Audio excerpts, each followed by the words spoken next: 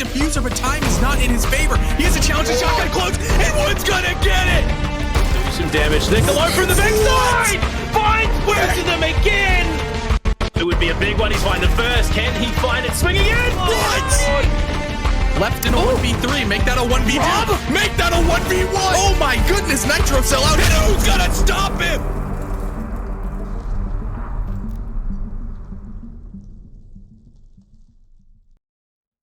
Hello, everybody. Welcome back to the closed qualifier number 2 for SCS Season 6. I am Lynx, joined by Benny. We got our first match done. We watched Soup 2-1. Asylum, Patience, CL Caliber team, or CL team, actually. And now we're moving on to Wichita Wolves Academy versus Incontrol Nation.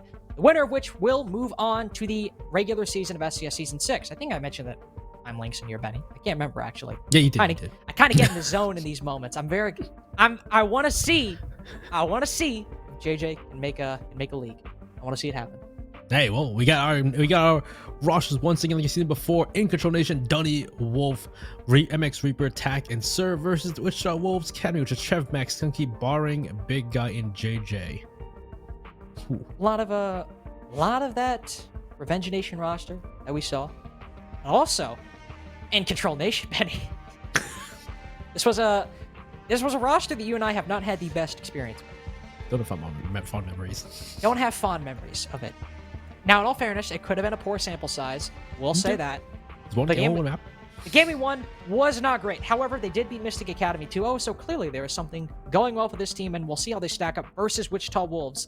Unfortunately, they have decided to curse us today because we're seeing Villa and Oregon guaranteed again, and the new map we might cast is Clubhouse.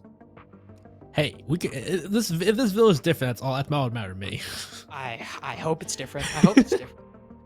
I would really like it to not be a 7-1, personally. Yeah, I hope it'd be something good. Oregon, of course, same as always. Then Clubhouse, it's the good old Clubhouse. Sure, it's nothing really new too much, but hey, it's better than doing the same 3 maps like we just had. So, well, you know what's better than doing the 3 of the same maps we just had? Only 2 of the same maps that we just had. Quite literally, marginally, but literally. So, hey, Villa back to back. Villa back to back. That is nice. That is true. We'll see how Wichita Wolves stack up on Villa. We'll also see how Incontrol stack up on Villa, as I have not casted either of these teams so far. So we'll see how they perform on that map. Wichita Wolves had a bit of a tougher game, a 2-1. So while they are coming in hot, Incontrol are coming off a little bit of a rest. They haven't had time to watch their opponents play, but they did have some time to collect their thoughts, maybe get a game plan going into this, and, well, figure out what happens. But at the end of the day, for a qualifier, Benny, if one team's coming in, sure, it was a 2-1, and sure, Wichita Wolves might be a little bit more tired. They're coming in hot. It might make the difference in a qualifier if they're warmed up and in control, are coming in a little off their game. Yeah. It's interesting to see. I was also, too, it's interesting because didn't Wichita Wolves lose to Team Gusick in the, I think it was open calls or like the Swiss tournament to Team Gusick on Villa? In this one or the previous one? I think previous one. I think it was a first qualifier. I think it was in the previous one. Was it 7-4? I think it was 7-4. Yeah, Team Gusick won it. And I wonder if that VOD, because that VOD wasn't on SCS, it was only through the Wichita Wolves channel. I wonder if they left it on there for someone to watch. Maybe you would have some VOD view potential if you're in control, but again, since this is a qualifier, you can't really reliably say, oh yeah, too much, yeah. They VOD reviewed this. We simply just do not know. And in all honesty, they probably did. But we're getting into the match. As you can see, Wichita Wolves will start on the defense and in control start on the attack. We had a variety of bans of the attack, and by that I mean we had 3 different bans. One of them was Thatcher. Most of them were Thatcher. Most of them were Mav. 1 Hibana ban, but we're starting out with that Thatcher ban, and that makes sense. I would expect, especially considering Villa as well, in control to follow up and respond with the Hibana ban. Might be wrong. That's what I think. As to be expected. Maybe they go crazy with something like Zofia or something, but yeah, usually it's actually Flores. Okay. So that's not too crazy on Villa. It sort of makes sense too, because there are a lot of shield placements, but at the same point, not as much. Like you can go below as well if you deal with some shields, like you saw from the side of Soup last map. They use those grenades pretty well from below to deal with shields. And the next one is going to be Valkyrie as per usual. Yeah. Wichita Wolves, especially JJ, most of his teams usually like to play Valkyrie a lot when she's on the board. I don't think Inc specifically banned Valkyrie because they wanted to counter Wichita Wolves. Might have factored it into a little bit, or might have just aligned with the fact that Valkyrie is usually a very annoying operator to play against, especially when Inc are starting out on the attack. It'd be difficult to overcome that intel game, especially if Wichita Wolves come out explosive in the first couple rounds. Final ban Cade. It makes sense. Sure, there's no Thatcher map ban, but Cade can still be very annoying. Probably the most annoying of all the hard breach denial ops, so it checks out. Overall, like the Flores ban, it's going to make playing behind those shields a lot easier, so for the defense, holding those positions a lot easier. So, main stairs, certainly going to be happy there. 90, going to be happy there. But nothing too crazy overall. Still ways to do it. There's still throw grenades in there. We still can try and blow them below. So we'll see how we do here first for the side of Wichita Wolves on defense. We'll go to Aviator Games as per usual to start us off. We'll see what Incontrol Nation can show us, because yeah, we want to see something different compared to that cafe game. We want to see what gave them that win against Mystic Academy, a 2-0 win. What's that spark of goodness coming out of Incontrol Nation? Hey, maybe it's something world changing. Who knows? could be insane. What we're about to see. What is actually kind of wild is we're seeing a Capcan, not because it's just Capcan on Villa. Usually the only site we see him is on Kitchen, but Big Guy has decided to run him on Aviator Games. So not something really see. Normally you might see maybe a Goyo playing in this position, especially with the Rotero drones taken off the board, Flores gone. Goyo has a little bit more power in this position, and he's a very common op that we see played on Aviator Games. Saw it actually, I think, quite a bit in the last game as well. But those EDDs we also saw last game. If your droning is a little bit less than Stellar, or just because you're not used to him, you can get a pretty easy 50 damage just because sometimes teams just forget about them. I'm still waiting until someone just straight up dies to 2 EDDs on one door. I haven't seen it yet. Actually, no, I haven't seen it in a comp game. Yeah, no, in a comp game. I've seen, of course, you see it in like other games, but I've not seen it in a comp game just yet. I'd be cool to see it one of these days, but because you can put multiple CDDs on one door now. It'd be cool to see someone hit 2 at the same time and explode entirely, or if they shoot one and the one's on the left and they throw one anyway, that'd be cool too. But so far, Incontrol Nation looks like they're going for a north to south take. Could kill Master Bedroom, take control of that north side. Of course, Dunny's on the Astro window trying to rotate, so if he's using Astro. And so far, see if they can destroy these EDDs that are around and not walk into it. Big guy's actually downstairs inside a bicycle too. Trevmax playing red. So these are the kind of roamers you gotta deal with first inside of Incontrol Nation. Right now, Big Guy not meeting any pressure. We'll have a breach charge exploded above him, so he'll rotate off, as if he wanted to support and move up Astro stairs, that option is now likely cut off. Trevmac on red stairs, we do have Chosen supporting from below. That was likely the purpose of both Chosen and Big Guy, is to make sure that nobody can easily push Trevmac from bottom red. But now that he's here, his big worry is going to be top red, as the attackers have taken control of Trophy and Statuary, and Dunny is instead trying to clear out Living Room and Library, where currently Big Guy is playing. He'll send a C4 up, currently sitting pre-placed, but that might give a sound cue to Dunny that he could push in. He's taken a lot of damage, but no, there's also Badger pushing in for the pinch while the Capcan is distracted. Not only does Badger pick up 1, he picks up 2 as well. But that wasn't team coordination. He just won his fight. Also, yeah, second kill, just the kind of thing. But there's a refrag from Trevmac and JJ to even it up. It's 3v3 now. They still have red control. There's still another obstacle for Incontrol Nation. Is red stairs, which was looking good for them after getting that kill. But unfortunately, Badger, he gets 2, gets picked off after that. Now at this point, so they have dealt with the roam game. Well, they've dealt with some of the roamers so far, but Trevmark on red stairs, such only a minute left or 50 seconds now, he's actually going to run away and go into the basement. So now he's located off of red stairs. If he can make it back to site with this, time loss on the side of Incontrol Nation, that's a 3v3 with no time left, still having, smoke canisters, 2 more left in Skunky's hand, and having JJ with those, those discs to stop any kind of projectiles could be huge for them.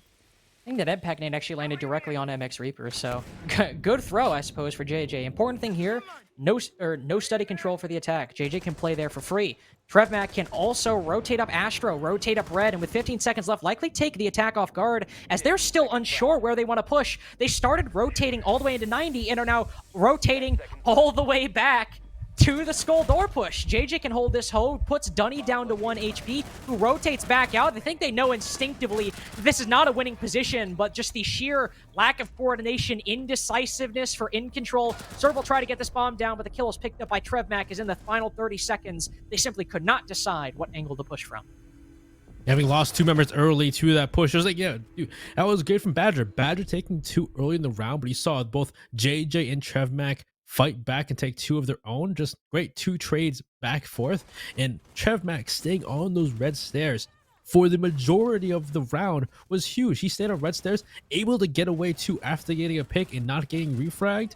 Just great for the side of Wichita Wolves. Incontrol Nation, yeah, at that point, having no time left, not gotten the kill on the person on red, didn't have the man advantage, just they did not know what to do at that point. Didn't have quite the, I guess you could say they maybe didn't have quite the experience or quite the IGL there to tell them where should we go at this point into this advantage like that. Definitely seem hectic going forward there, but after picking up that win, Wichita Wolves will move forward to Trophy Stats Race. See a 6 pick from the Pulse to the Aruni. Attackers need to locate and It's kind of, many bombs as it's they not, can. I mean, Aruni is not really like a crazy, like, oh my god, I can't believe they 6 pick to Aruni. This is going to go crazy. But faking out the Pulse might make Ink play a little bit more reserved. Of course, as we saw previously, we saw, I think it was Packrat on the Pulse, playing downstairs on Trophy Statuary, trying to relay intel, really just playing downstairs on the Pulse in general on a couple different sites, relaying intel to the rest of his team, especially the players playing off-site. So that could be a little bit scary for Incontrol as they push in if they're not really sure there's a Pulse on the board and they have to play like they're being wary of C4s. But the Rooney as well, it just gives them some extra utility they can use to aid this extension into Aviator games. They put one on the Ashto window, make it a little bit more difficult to contest that area of the map. So really, it's not like a world-changing 6-pick. Just give them some more utility that combined with Skunky Shield, Trevmac Shield, will just make it a little bit more annoying for Wichita Wolves to push into the site. Or the, yeah, if they think the pulse is still on, maybe it takes more time. They'll drone more, thinking the pulse is up, so maybe just waste time. But at this point, I'm pretty sure they know the Rooney is available. They see the punch holes, they see the laser gates probably. So I think they probably know the pulse is off the board. Well, Trevmac taking some fights over by Laundry. Looks like they are roaming downstairs by kitchen, by brown stairs, and that's gonna be start us off for the moments. But Wichita Wolves, I guess they are roaming somewhat. Incontrol Nation. Question will be, are they going to try and deal with this roam, or are they just going to push on a site? You see people outside master bedroom. There were guys downstairs over by laundry. Looks like they are pushing into laundry, into kitchen and dining right now. Not meeting any resistance just yet, though there is one downstairs that could start rotating up at any point in the round. Also, I believe some holes made in the floor, yes, that you can see Dunny has to concern himself with. Make sure that nobody's going to peek that area. Trevmac also still in the wind, along with Big Guy. Could always be a thorn in the side of Incontrol if they're not watching their backs. Right now, not too sure just yet how that is panning out. Chosen will take an angle inside of Master Bedroom or take a fight, but it doesn't really manifest into anything. Now, Dunny has this very nice angle looking into Astronomy to see if anybody's rotating up that way, anybody walks in front of the hole. Doesn't matter. Trevmac, in fact, I think, doesn't take that fight from above, but rotates from behind, gets the first kill. MX Reaper also pushing in by himself inside of Astro to take that control. Bit of a misplay. Maybe remember the attack, getting a bit ahead of himself. Oh, Big Guy, great angle on the dive in. Were there any drones help out? Were there any air jabs? No, there were not. So allowed for Big Guy, allowed for Trevmac to play this roam and just be ever so much. They'll see a freeze there. That freeze is just the death of Serve. Great shot from Chosen. And that's end of it right there. JJ gets the last kill in the Badger in a flawless round for Wichita Wolves to take another one. Really, just the fact they couldn't get anything off. They were trying to push, from below and take control, but they just didn't have their flanks covered. Didn't have their flanks covered. Definitely was why Dunny lost his life to Trevmac. We saw him roaming over in living room and library earlier.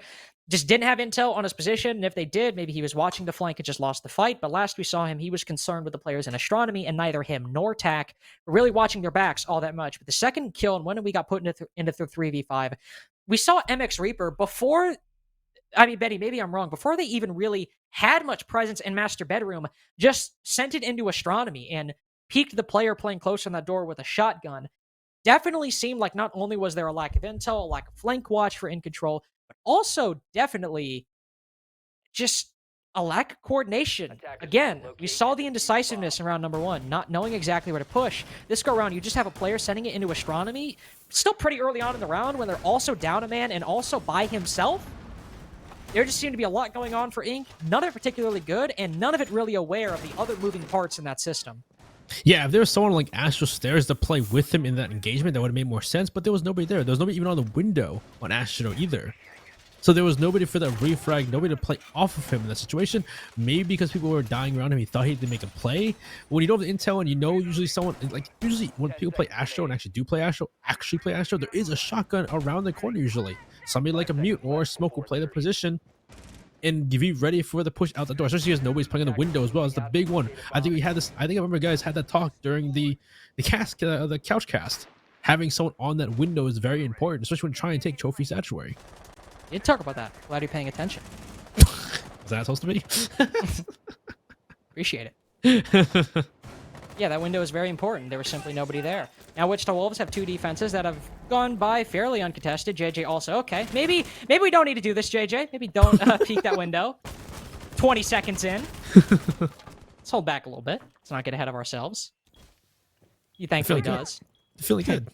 Yeah, he is feeling good. I'm also feeling good that he's not peeking that. MX Reaper also trying to go for not, or maybe another solo play. In fact, there are two players both pushing up Brown. See a hole made in this wall that they can creep on through. TrevMac not even looking his way, but now they'll fully be aware that somebody has pushed up Brown, but unfortunately no intel. JJ peeks the wrong way, gives his head up directly to the crosshairs of MX Reaper. Chosen on low HP as well. Skunky's trying his best to contest the very angle that they were all pushing up. He does manage to find one, potentially a second as well. But with the Diffuser dropped on those stairs, sure, the kills are all going his way, but he can continue contesting. But now he's the only element left on the side of Wichita Wolves that has, or can give his team any hope of coming away with this round. He'll rotate down, one peeking his way, but oh no, he whiffs every single shot. And just as Wichita Wolves came away with 2 rounds that they barely broke a sweat in, seems that Incontrol, unfazed by the 2 previous losses, don't break much of one either in their first victory. Wow, yeah, Incontrol Nation, I guess MX Reaper, he was being led by a drone, which found a perfect weakness on the side, which the Wolves. Nobody's playing Brown Stairs. They have an opening from Brown Stairs into China. Nobody's playing the rotate. Nobody's aware of the rotate. There was no intel on it. He walks and takes out Trev. First pick. Walks into kitchen. Intel is still late. They're probably still talking the comms like, oh, someone's already killed me inside of China. And he's looking that way towards China, unaware that Reaper's already made his way into kitchen. Takes out the person of JJ playing that dining table, and with full control of sight, they're taking out players, rotating in sight left and right. Skunky's by himself upstairs, trying to stop the push up Andrew stairs, because that's probably what he was given, tasked with that shotgun. And he can only do so much when the rest of his team is all falling apart on sight. Only one loss for Wichita Wolves, though. They get to go back to Aviator Games, which was a very strong site for them, despite Badger getting 2 opening picks, one onto a player inside a living room library, one onto a player inside of art. Struggled.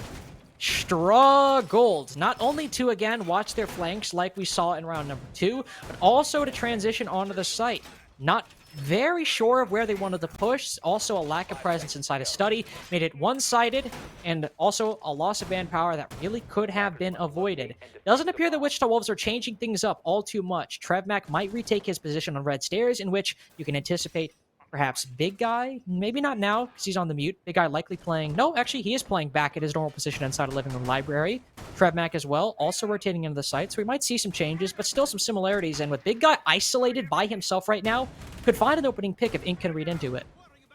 I was like, yeah, this should be, again, like last time they had a problem figuring out where he was. This time he's playing mute rather than Capcan, so it's going to be, I'm not sure where he's put his mute jammers, but it could be more difficult to find his position. So really, this, if they could isolate Big Guy and get the pick, that'd be great. But again, depends on how well they're running out, if they're able to figure things out. But so far, it looks like maybe Incontrol Nation aren't going for that north-south take, for that master bedroom trophy statuary side of a take. Looks like they may be going for main stairs instead, which our Wolves have people down there. They have barbed wire as well. They have utility on these main stairs. Sure, there is a lot towards the red side, but looks like, yeah, TrevMac was playing red at the time. He's actually relocated towards main instead, almost reading into what Incontrol Nation is doing for this round, knowing they weren't going to make that same push like they did last time.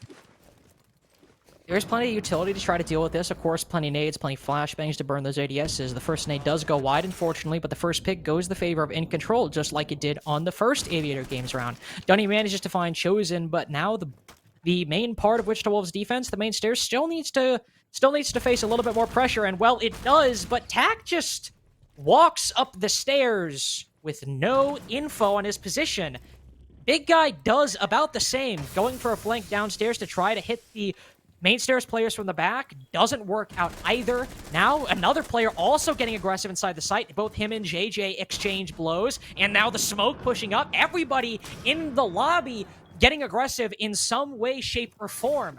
Now, as the dust settles, it does mean that Incontrol not only have another kill, but have main stairs control as well. Has TrevMac gone on red? Yes, he has! It's just a lack of intel all around. Almost 3 kills for Wichita, but now a 1v1.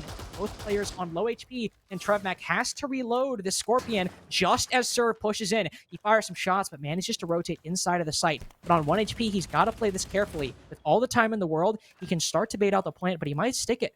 TrevMac trying to catch him as he rotates off the diffuser. Can he find it? He sprays through the wall, but no shots land. Now, this is on Serve. he can push back, hold the angle, and play the time. And it's TrevMac who has to get aggressive and has to make the play. He has a shield there that could potentially give him some cover, but he'll push the issue.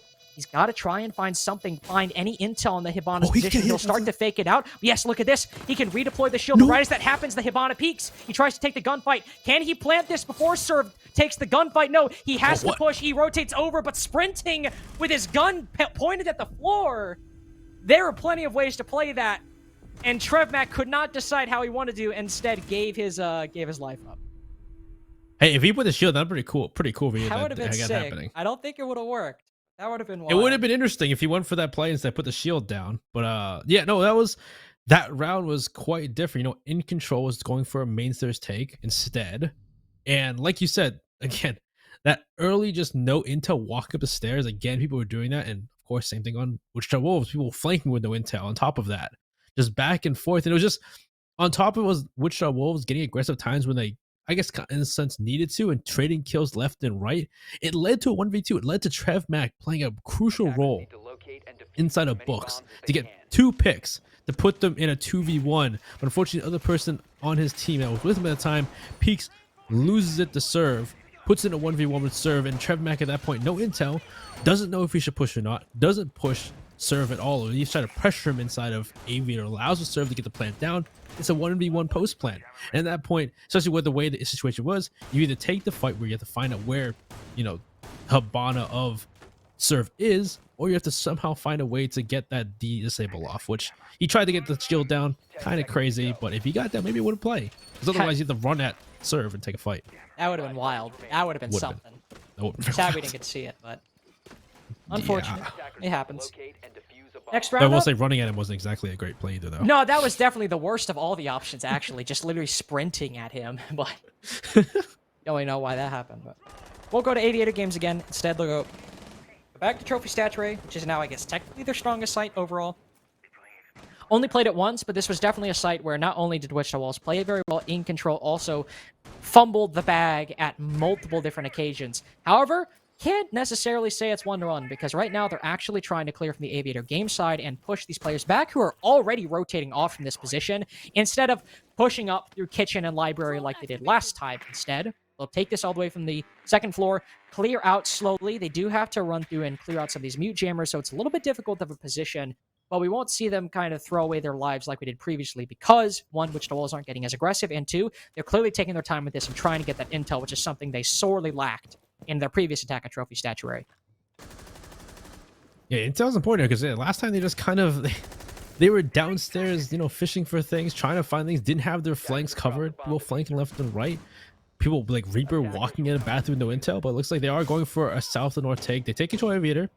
Big Guy and Chosen are playing across the Chosen on the red stairs. So, like last time, TrevMac last time played red stairs so well, but it looks like they are abandoning it for the moment. They are abandoning that roam towards the Aviator game size, pushing back towards that Astro stairs to come back to site. So they've wasted at least half the round in that endeavor. So that's a good job on wasting time. But TrevMac, yeah. Now the next question is, can they deny Incontrol Nation from taking control of Master? Because of course they can't just do a north-south take. There's not enough pressure from that side. Someone's got to go towards that Master side for Incontrol Nation, open that wall up, and try to put pressure on the players inside of Statuary. Well, this is a difficult position that TrevMac has decided to position himself in. Playing inside a Master bedroom, of course, can be very powerful if you aren't contested, but that's the problem. He's being contested. Not only is there one player pushing closet, there's one player at the master bedroom window, so he's basically stuck on this side of the room, and as one jumps in, he manages to get one kill, the second as well. Just how does he get away with that? JJ as well, a C4 too? 2v5, we're in control. They got a 1v5 as JJ retakes the gunfight with the shotgun. Mine as well. Ego peak when you have the man advantage so dominantly in your favor. Tack trap on red stairs at the moment. Another C4 flies out, doesn't find anything. We'll find JJ. Tack will put him down on the floor, but it's still 4 members up, ready, and rearing to go that he's got to find. Not a flawless round for Wichita Wolves now that JJ has fallen. It's still a damn good one if they can manage to close it out. Tack could try to pick up Diffuser, but the defenders have a clean angle on that position, and Skunky has a clean angle on Tax as well. Wichita Wolves take the lead once again. Ooh, wow. Yeah, that was a round where Incontrol Nation, first things first, Trev playing inside a bedroom. It was initially a push. They wasted half the round trying to push from north to south. They tried to push off that study patrol, try to push up those players that are playing red stairs, playing inside of, Boar, which they did. They pushed the players off, but it took half the round to do it.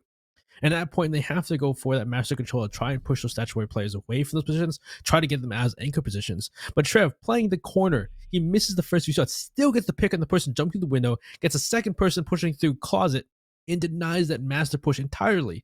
And at that point, then the rest of the players come from the side have to take fights, try to push their way through, and you saw it happen. There's just a bloodbath.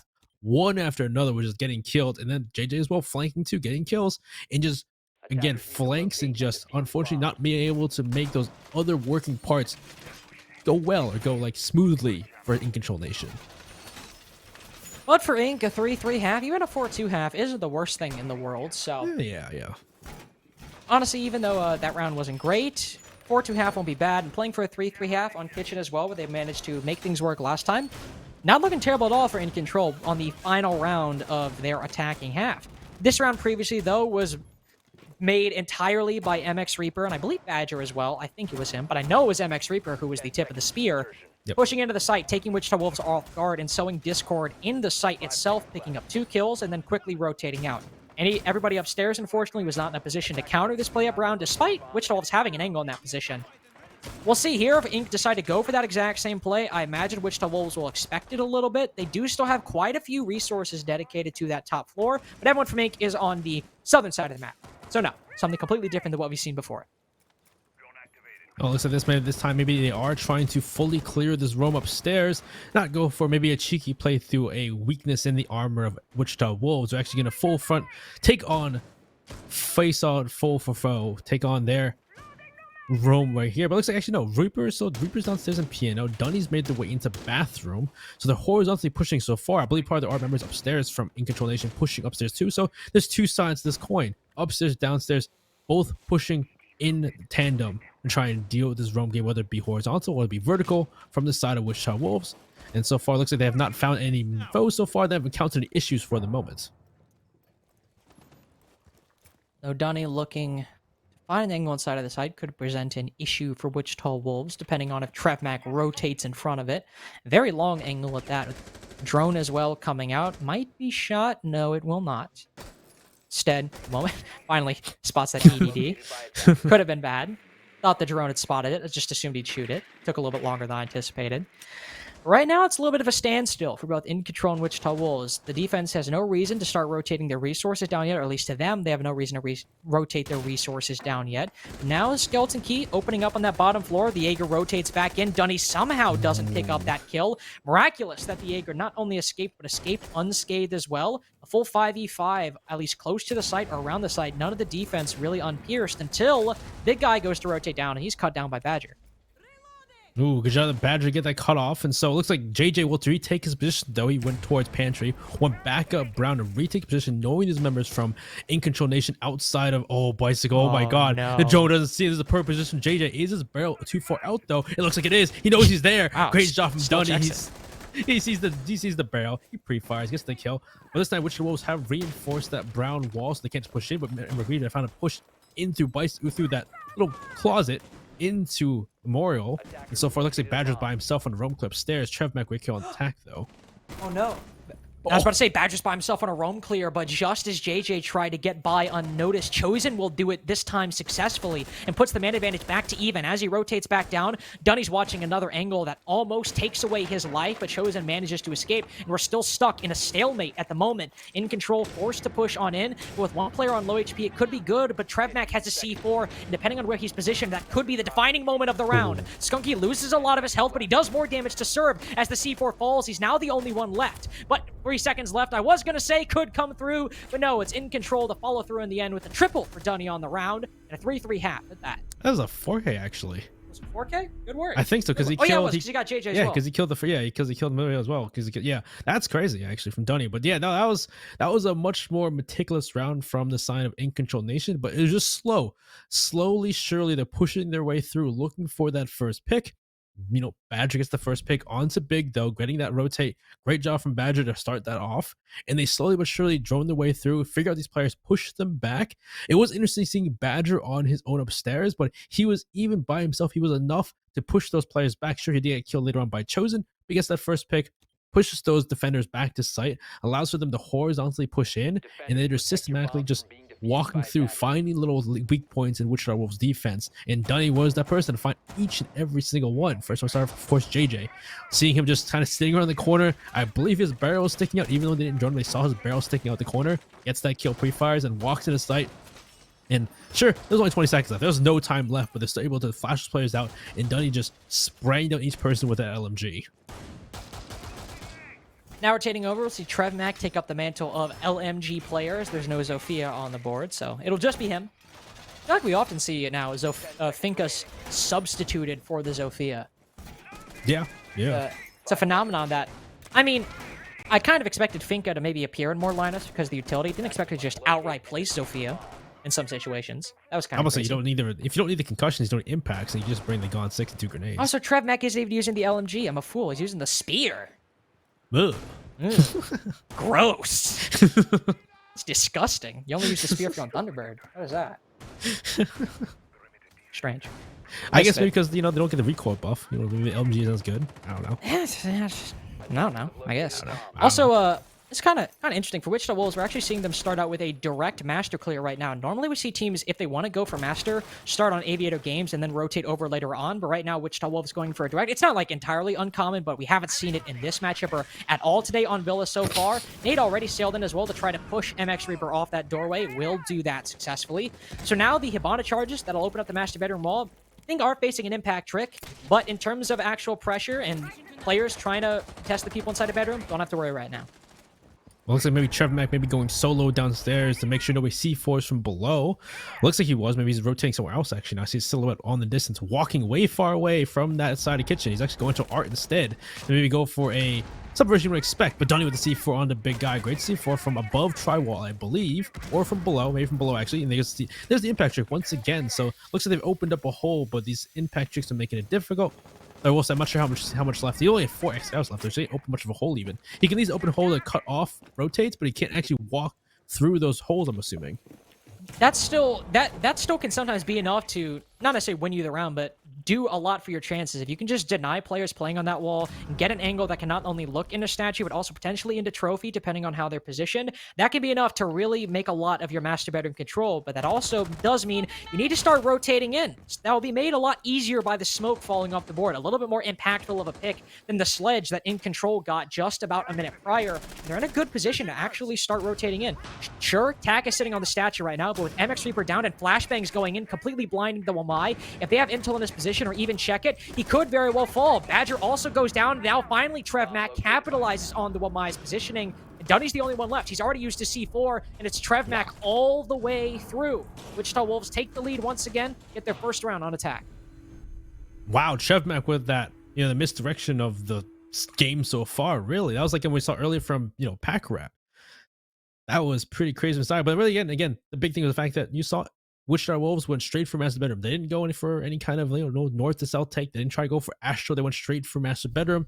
They were looking to open up that wall to cut off rotate, which they did. They had to go through all those impacts though from Reaper and other people who were throwing impacts at the wall. I think it was Tack actually. Tack was throwing impacts, and they had to go through all those X Kairos to get the wall open.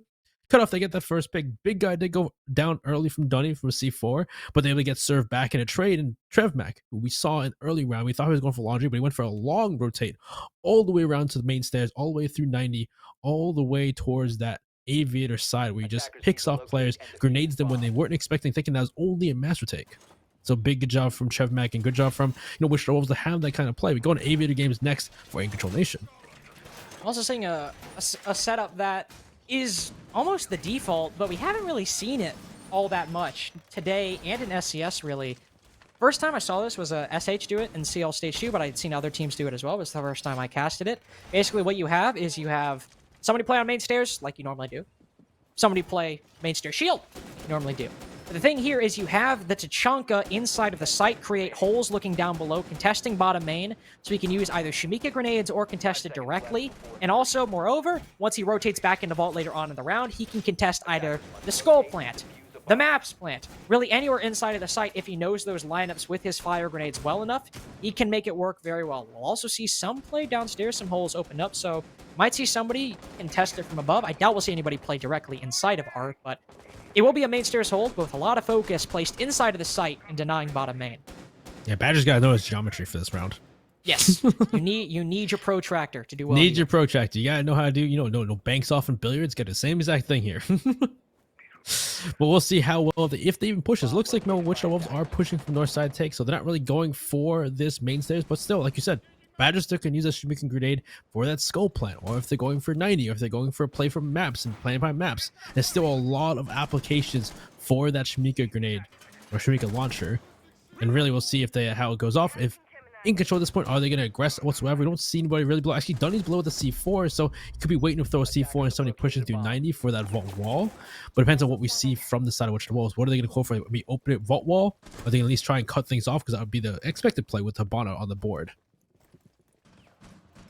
You have plenty of options with 90 control coming very early on in the round. Don't have to worry about that shield just yet. You have some time to kind of maneuver around it a little bit. Also, here's some X-Cairo shot. Will open up that vault wall, so very good position to deny rotations inside of the site.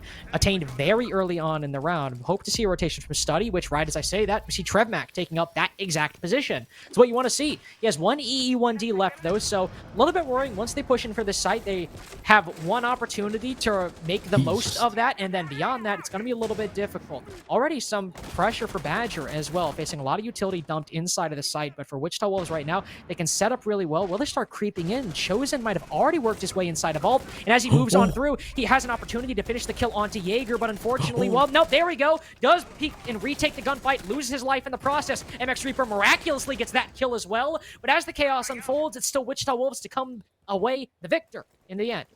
Trevmac and JJ, the ones covering Skunky on the planet, has only tack and serve to try and take them down. One prong of that attack falls, and the other isn't long for this world either. 2 rounds in a row for the Wolves, and 5-3 on their attacking half. Yeah, there wasn't a lot of aggression from In Control. In Control, again, I thought maybe Dunny was going to be the C4 from below to try and stop that, but nobody stopped that push from Vault. Wichita was able to just push from Master over towards 90, open up the Vault wall. They droned it using the Gemma replicator to see what's going on in sight. They pushed through. They, of course, Badger's there, of course, with the Shuriken launcher to stop pushes in, but he can only stop one location at a time, pretty much. And there was 2 spots. It was both Skull and Vault. He's only going to do how much he can do, so he's trying to focus on one or the other, and that allows for the Vault pressure because he was focusing on Skull to prevail. Those members from Vault walk into games, disrupt the entire play from the anchors on site. Wichita Wolves at that point can take control of site, start taking fights on the members who were really backed off and weren't really aware it was going on, and they end up losing fights on rotating members in defense because they're all chaotic, they're all totally hectic, not sure what's going on, have to try and make plays. And great job for Wichita Wolves to do that. And really, In Control Nation maybe need a bit more aggression or a bit more planned aggression to stop some of that play. Did I miss a change in the meta, or like a memo? No. About this site? Like, am I, like, behind the times? Am I having, like, some kind of weird old, like, Steve Buscemi out of page moment, or out of touch moment?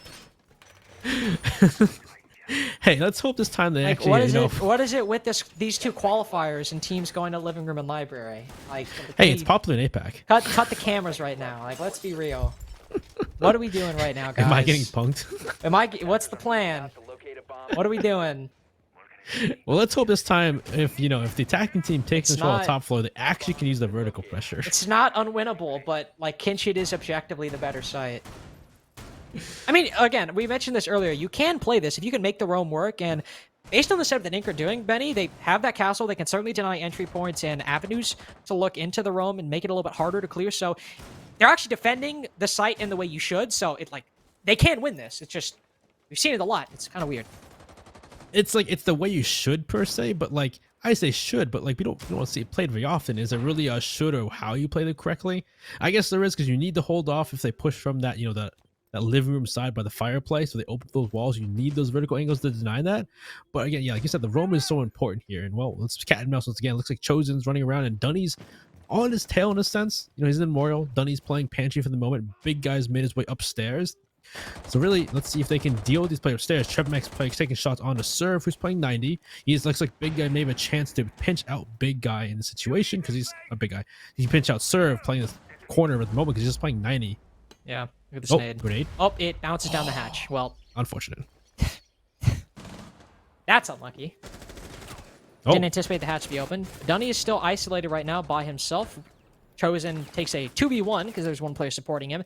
Manages to get the kill. Don't even need to be traded out. Serve is still in a bit of a dangerous position right here, but with the hatch open, he's a little bit safe for nades. You have to be very particular with how you bank that nade, because if you bank it off the far wall, it might not actually go far enough, and you peek there, well, MX Reaper could take you down the moment you go for a peek. So good job for him. Manages to safeguard Serve as he rotates back down to the site. We're even at a 4v4 as Benny, we said the way to win this site is for the roam to work, and I think biometrics, it has worked.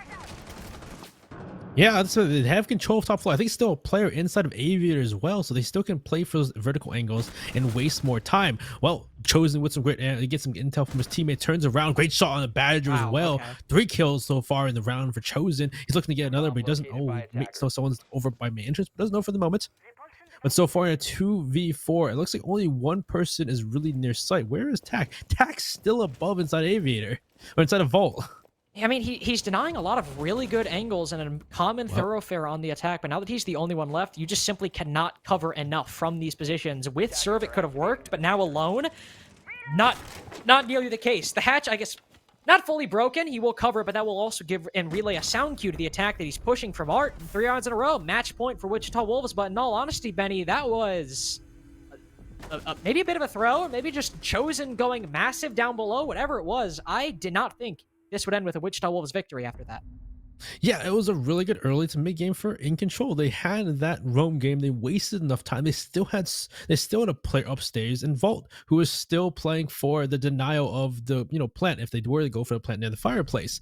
But yeah, we saw Chosen literally kill both people who had returned back to site who were playing around that 90 around that gallery area. He killed both of them. Denies both players on site. There's nobody on site anymore. There's only Serve outside of site. He just doesn't want to walk in knowing that both those players got killed in that same area. He gets picked off. It's now just Tak sitting upstairs inside a vault. So it was a great start. I guess it's just like, again, and maybe Intel is the problem there, but knowing where they're coming from, and there's so many different angles on that site is the reason why nobody plays that site. Essentially, the final round will take place on Trophy and Statuary, as nothing has gone Incontrol's way so far. This wasn't, I mean, terrible for a large portion of it, but Trophy and Statuary wasn't exactly stellar from them either. I don't know, 3 rounds lost in a row. Obviously, you kind of expect to lose a site like Living Room and Library, but taking losses, especially kind of dramatic ones, like that Aviator game is one so far on the defense, it's looking extremely problematic for Incontrol Nation so far. Could see a little bit play downstairs, the 2 living room walls reinforced. Castle on Astro as well, so they are denying some good entry points or angles for the attack. Heavy concentration inside a bathroom as well, basically created a sort of bunker, but both of those could actually be dispelled pretty easily just by a sledge. Obviously, yeah, Sledge could deal with all these really too easily. Again, I guess maybe they're trying to put more pressure on Master, because last time, yeah, we saw Wichita Wolves put all their focus on Master, so they're trying to make it more difficult, per se. Which makes sense. Last time it was a pretty easy for Wichita Wolves to start that execute. They take control of Master, they open the wall up. So they're just trying to make it more difficult, put more obstacles in the way.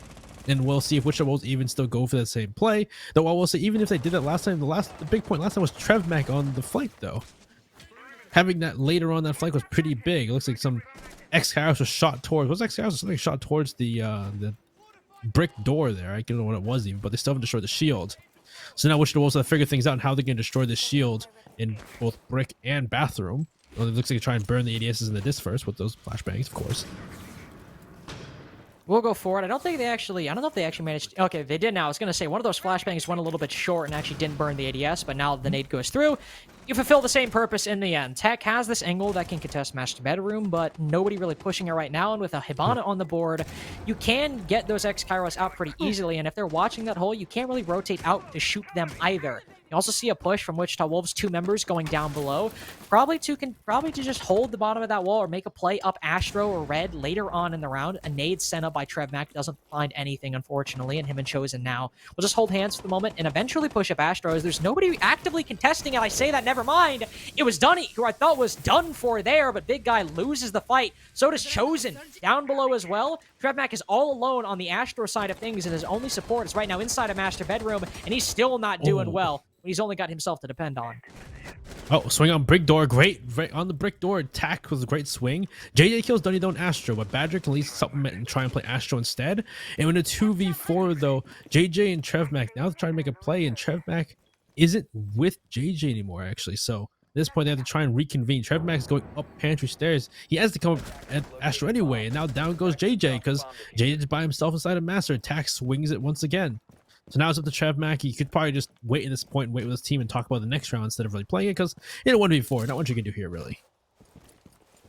Especially when Wichita Wolves didn't really gain too much in that round. If TrevMac maybe had an angle to work off of or a nade in his pocket, he might be able to do something, but this go around, not so much. Just gonna take the final 30 seconds, wait things out. Best strategy to go for. His position will be relayed as he pushes into closet, and he'll lose his life to serve. So time cut short if you were hoping to go over things that happened with your team, but maybe they did take that time and decided, all right, we're good. Let's move forward. We're still up 6-4 right now after that round. Nothing all too crazy.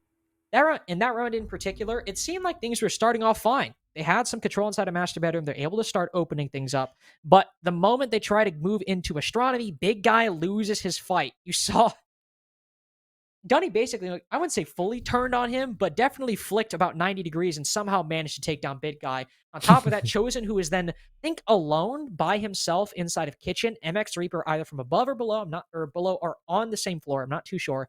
Takes him down. Based on how those kills worked out, TrevMac is now by himself on astronomy. If he wants to make a play, he has to wait for his team to catch up.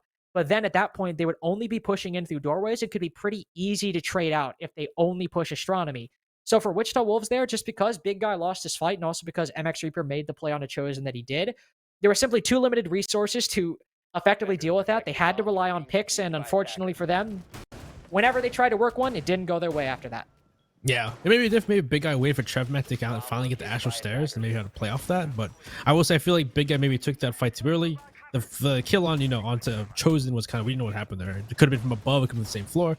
No clue what happened there, but I feel like maybe there's a bit of a lack of synchronization on the round when it came to making plays, and there's nobody else on the Astral window again either. There was nobody else to help out on that play from Big Guy. Big Guy just kind of swings out again. It's actually funny because we saw Chosen open it about 0.5 seconds into the round too. Yeah, and just nobody was playing it. And then this, again, we talked about before, nobody's playing the window, and Big Guy, like we saw from other teams in other rounds, he swings it. Sure, it's a fight he could have won because, Dunny wasn't looking, but still 1-for-1 with no refrag, no potential to, make up for a play. Yeah, well, hey, we go to Kitchen D for dining next, though. Yeah, I was going to say, round 11, we actually have not seen this site yet from Incontrol because they opted to go living room and library for their third site on the defense. So we'll see what they do. We see a Capcan that we usually see on this site currently holding down below. It's actually MX Reaper, I believe. Actually, no, Dunny's also inside a living room. I thought he was down below inside a basement for a second. I couldn't really tell. Him and MX Reaper both playing inside a living room and library with the hatch open so they can rotate down. Badger and Serve inside of the site. And the fifth is inside of astronomy currently. We also see an IQ on the board coming from TrevMac.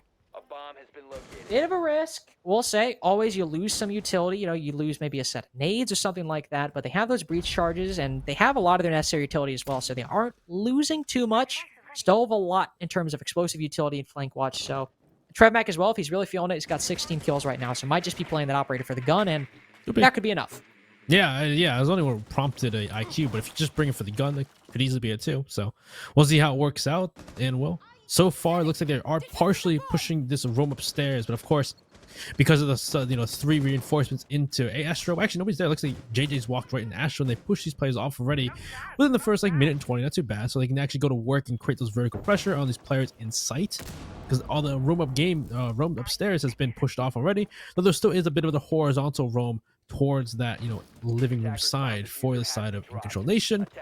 We'll see if that actually plays a part in denying maybe that push down Brown stairs, or push into China later on, or push on Astral stairs when it comes to the execute or transition into the first floor. So far, just Wichita Wolves just, oh wow, it's like he's by himself.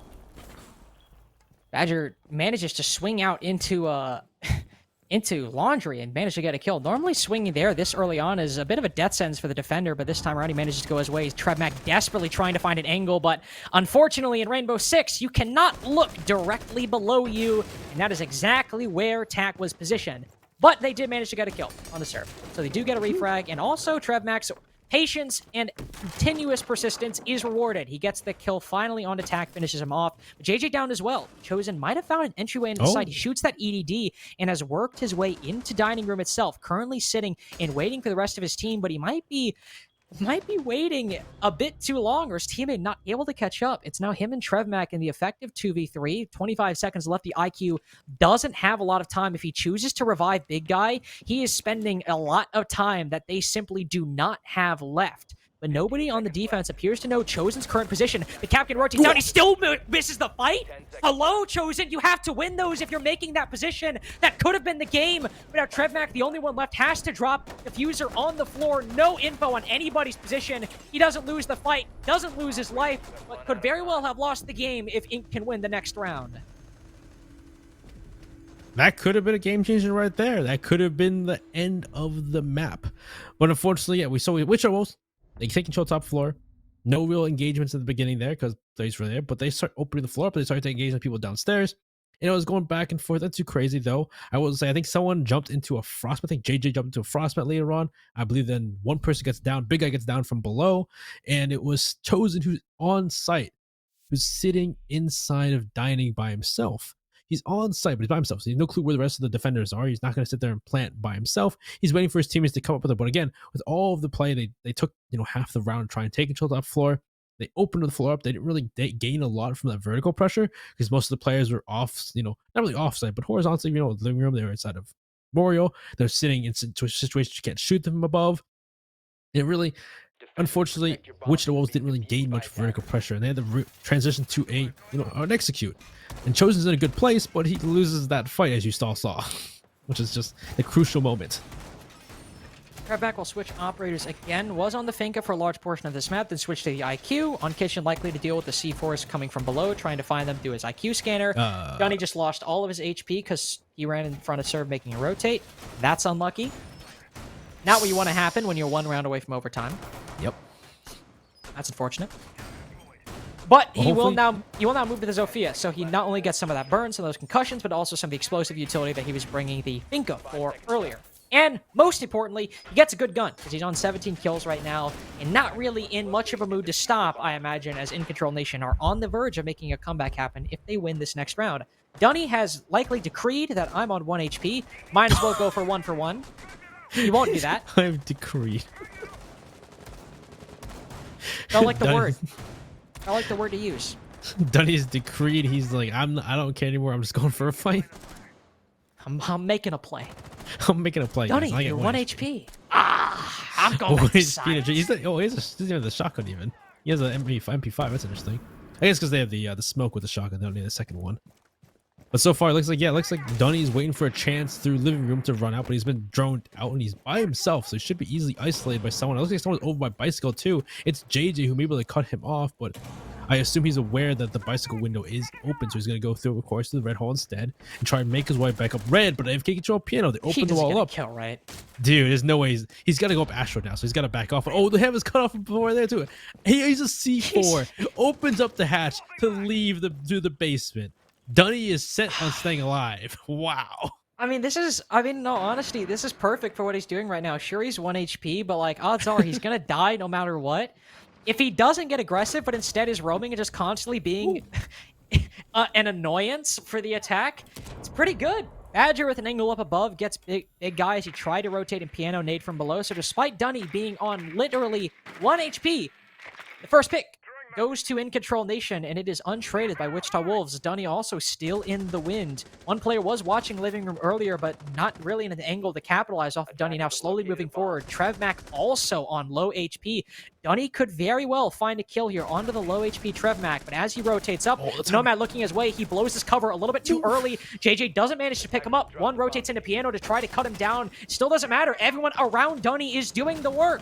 MX Reaper with one. Trozen trying to push up, finally gets a kill, and one on the board for Wichita Wolves. Main stairs control as well, an important feature for any attack on Aviator games. With Dunny down below, who could still go for a flank if Wichita Wolves get careless, and now almost everyone, in fact, everyone on the attack on reduced HP. This could be overtime if all Inc do is play patient, hit their shots, or maybe Dunny could win them the game if he just lands a few of his own. Oh, it looks like they're aware of Dunny's flank, though. He turns around a second, he turns back around. Looks like maybe JJ was aware of someone flanking you, but Dunny's in skull. He's just waiting for a chance to play off of this. It looks like maybe a study take into sight. Jay's just walked in the game. Does he aware where these players from the defense are? Two in vault. If you get the guy in vault, one's right to his left. Oh, there he is. Down he goes. Tack. Badger goes down 2. JJ gets 2. It's the last person to serve. Where is Serves behind the bar? It's 10 seconds though. Time is running out. Serves is trying to stay alive. 8 seconds left to go. Can they get the plant? Down the diffuser next to his feet. He just stay alive. Wait. 4 seconds. He gets 1 kill. What? Can he get the second? What? No, Oh my JJ Lord. kills him in the last second. That was okay. That was wow. That was way too close. But Wichita Wolves come away with the map 7-5. Sure, it was a 1v1 at the end, and they very narrowly lost that. JJ just said, "I'm making SCS," where you won your map pick. Let's calm down. Let's calm down. Maybe I actually can't remember if this was their map pick or not. But you also I won think the that was map. Incontrol's map pick. Look at that. It might have been Nick's map pick. You still won the map 7-5. Let's not get ahead of ourselves just yet, my boy. The Lord has still not answered your prayers just yet. You have one more map to realize your faith. So yeah, 7-5 for Wichita Wolves going through. Very good start for them on their attacking half. Very not good almost ending for them, at least going in the final 3 rounds. Almost lost that one. Dunny just kind of did his thing. Everyone else in Control kind of did their thing, and Wichita Wolves were forced to flood in the final 30 seconds or so, and thankfully it worked out because JJ found a blind spot for their defense, and he got those kills, but beyond that, not much else. That was scary moments though. That was a very Serve frightening was moment like, for I Wichita think Serve Wolves. had survived for like 2 more seconds, and he would have won the round for them. Oh yeah, Serve was literally about to win the round for them if JJ was just even a second later. It was way too close. It was so by close. any metric. But before we go, we do still have one map. We do have another word from our sponsors, if you will. This time, not Mike and Ike's. It is Navix Gaming Chairs. Mentioned them earlier. If you go to navix.com/NerdStreetGamers and use the code NSG55, you get $55 off of your order. Navix is also a very well-known gaming chair. I think you actually see their ad during our ad break. You see people like Scump, for example. You might know Scump. He's kind of, really good at Call of Duty. I think, is he actually, do people think he's, I don't follow Call of Duty all that well. What's up? Is he like the GOAT? Is he like the best to ever do it? Yeah, everybody loves Scump. That, Yeah, I was about to Scump's say, that's at least the perception I had. So I if think Scump, I'm pretty sure Scump's been in the scene for like ever now. For God's sakes. no, I know he's been in the scene forever. Trust me, I've known Scump since I was young. I just didn't know if people thought he was like the greatest Call of Duty player of all time or not. That was my one question. But with a lot of ringing endorsements and also a great deal if you use code NSG55 at navix.com/NerdStreetGamers, how could you not get a gaming chair specifically crafted to make you as comfortable as possible as you try to qualify for SCS Season 6 and not choke another league qualifier? I'm talking about JJ. I don't know if he has a Navix gaming chair, but he is 1 round away from not choking. And we will see on Oregon if he can manage to make it work. So in just a few minutes, we'll be right back.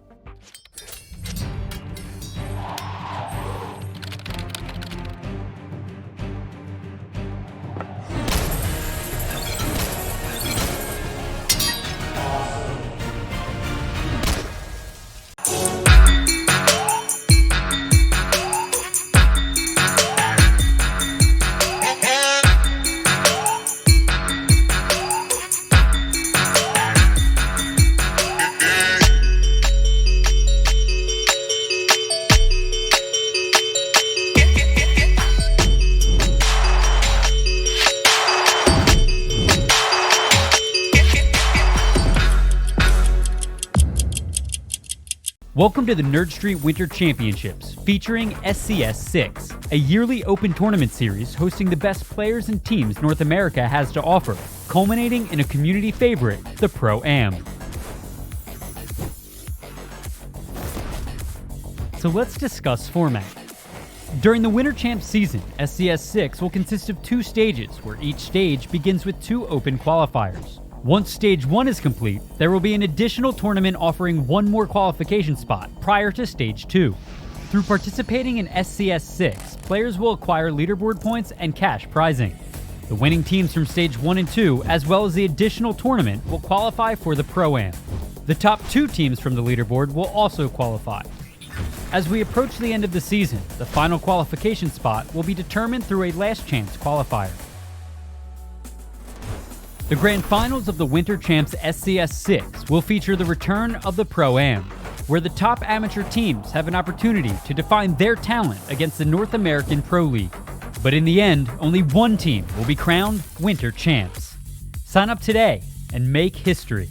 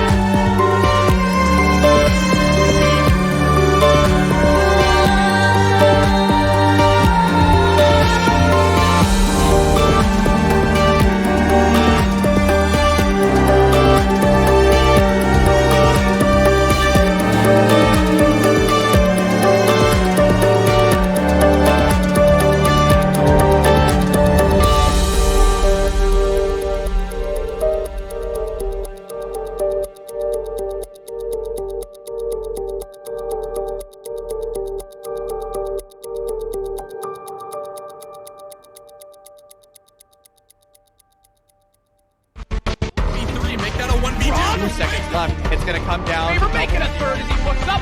Making a finds the draw three. Stunning here from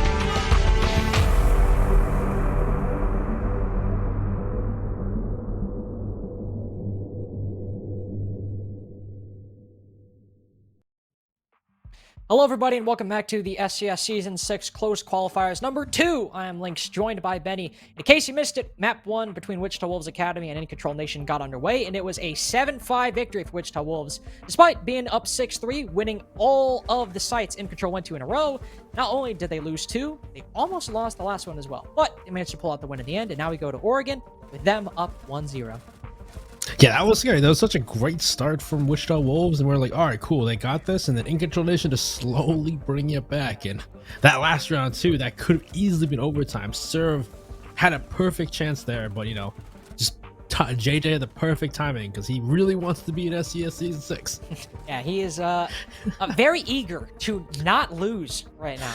Is a little I will say, unironically, is a little bit worrying. You know, if you start playing not to lose, you know, you're not setting the pace, you're not getting aggressive. Have to see the mentality, but thankfully for him, he might have that mindset, but the rest of his team does not. TrevMac obviously went huge in that match. Skunky and Chosen also doing some work at various points in the rounds, but TrevMac was very consistent. Other than that, JJ2 also had some big moments.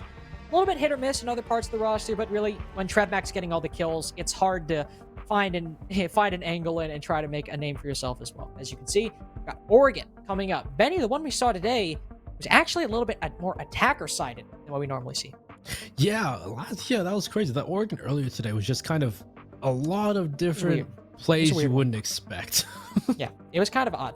It was not saying it's not your standard Oregon would certainly be one way to phrase it, but it was not defender-sided. So maybe if Wichita Wolves are able to continue the trend, depending on what happens, could start out pretty good, as they are the ones starting out on the attack. And as we get into it, see what Incontrol have to say when they likely ban Thatcher as their first ban. As per usual. Or is someone actually, gonna ban something different for once? In all fairness, Wichita Wolves are the ones that banned Thatcher last time, so they could ban Flores here if they wanted. And honestly, Flores on Oregon would actually be a pretty good ban. Yeah, I don't know. It's interesting that ban it last on Villa, and we don't see Flores that much really on Villa. Like, more so we see it on Oregon or Chalet. So, well, they're gonna ban Thatcher instead, so it's the same old, same old. Probably see Wichita Wolves take down a hard breacher as well. They actually might take out the Flores too, depending on what they do. Of course, as Benny said, we see a lot of shields on Oregon. It's hard to deal with them vertically, where Terra drones kind of shortcut that process, and it's exactly what they'll do. They are starting out on the attack, so they will take away one of their own benefits, but it's a net gain overall, because when you switch to the defense, those positions will be a lot easier to hold with that Flores off the board. So seeing actually both teams swap their attacker bans in map number 2. Yeah, Mirror goes on next, and now in control of a choice. Do they want to keep the Valkyrie for their defensive side, or do they want to try and ban something else? I'd imagine Oregon, plus just Rainbow Six in general, probably going to take the Valkyrie off the board. Maybe we'll see a Cade go too. Saw it get banned early. No, it's going to be the Valkyrie. Valkyrie's so strong, it makes sense anyway.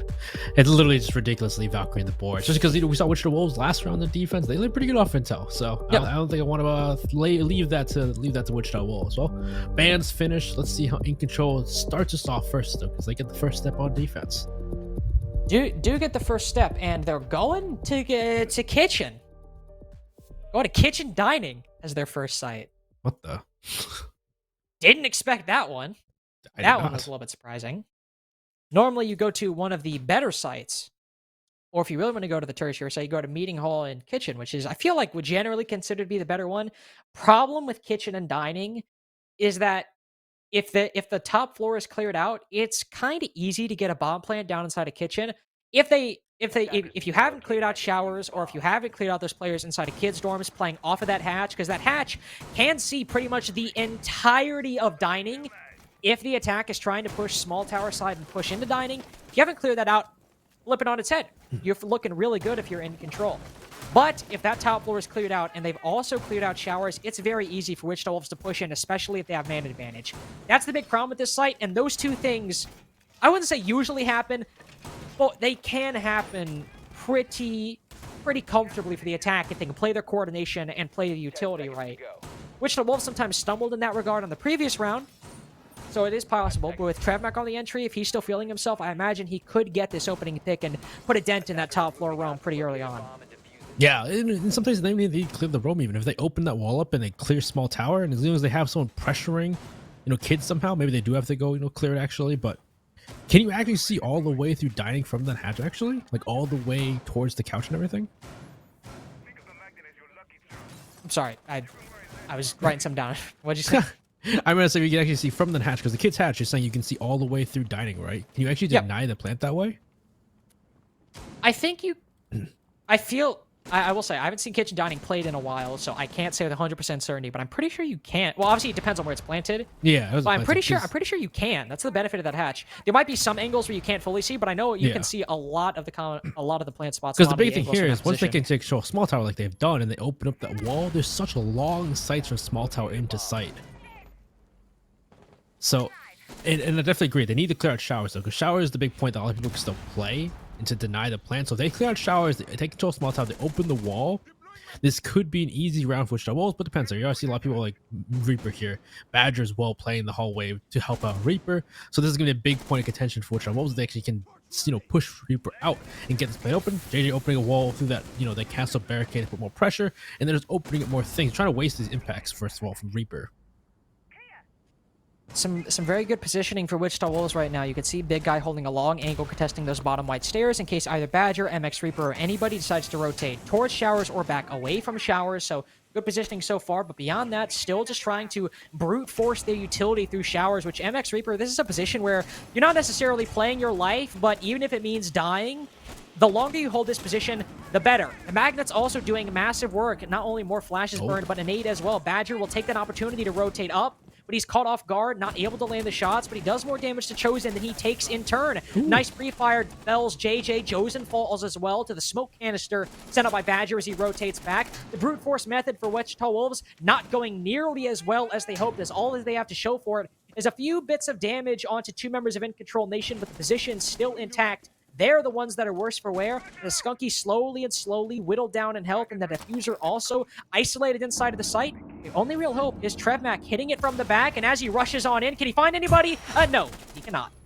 Oh, yep, and Dunny takes out two. Last one left killed by Badgers. A flawless round from Incontrol Nation. And we have questioned them going in Dining Kitchen first, but they clearly showed us why they went there first. As MX Reaper, he played showers the entire round. Played showers the entire round. The impact's doing extremely well. Also, some poor utility clear we saw from Wichita Wolves. Most of their utility was not only eaten by ADSs, but also later on eaten up by magnets that we saw MX Reaper continuously layer on the wall throughout the round. Once the first wave of utility was burned, he threw them all up. Second wave of utility all got burned as well. While there was some good positioning, you had big guy cutting off white stairs in that rotation back towards the site, so showers were isolated a little bit. They didn't need to. Badger could still aid MX Reaper by watching the long haul. MX Reaper was just playing his life in that position. And with nobody going up above as well, you're not putting any pressure on, the players inside of site or white stairs.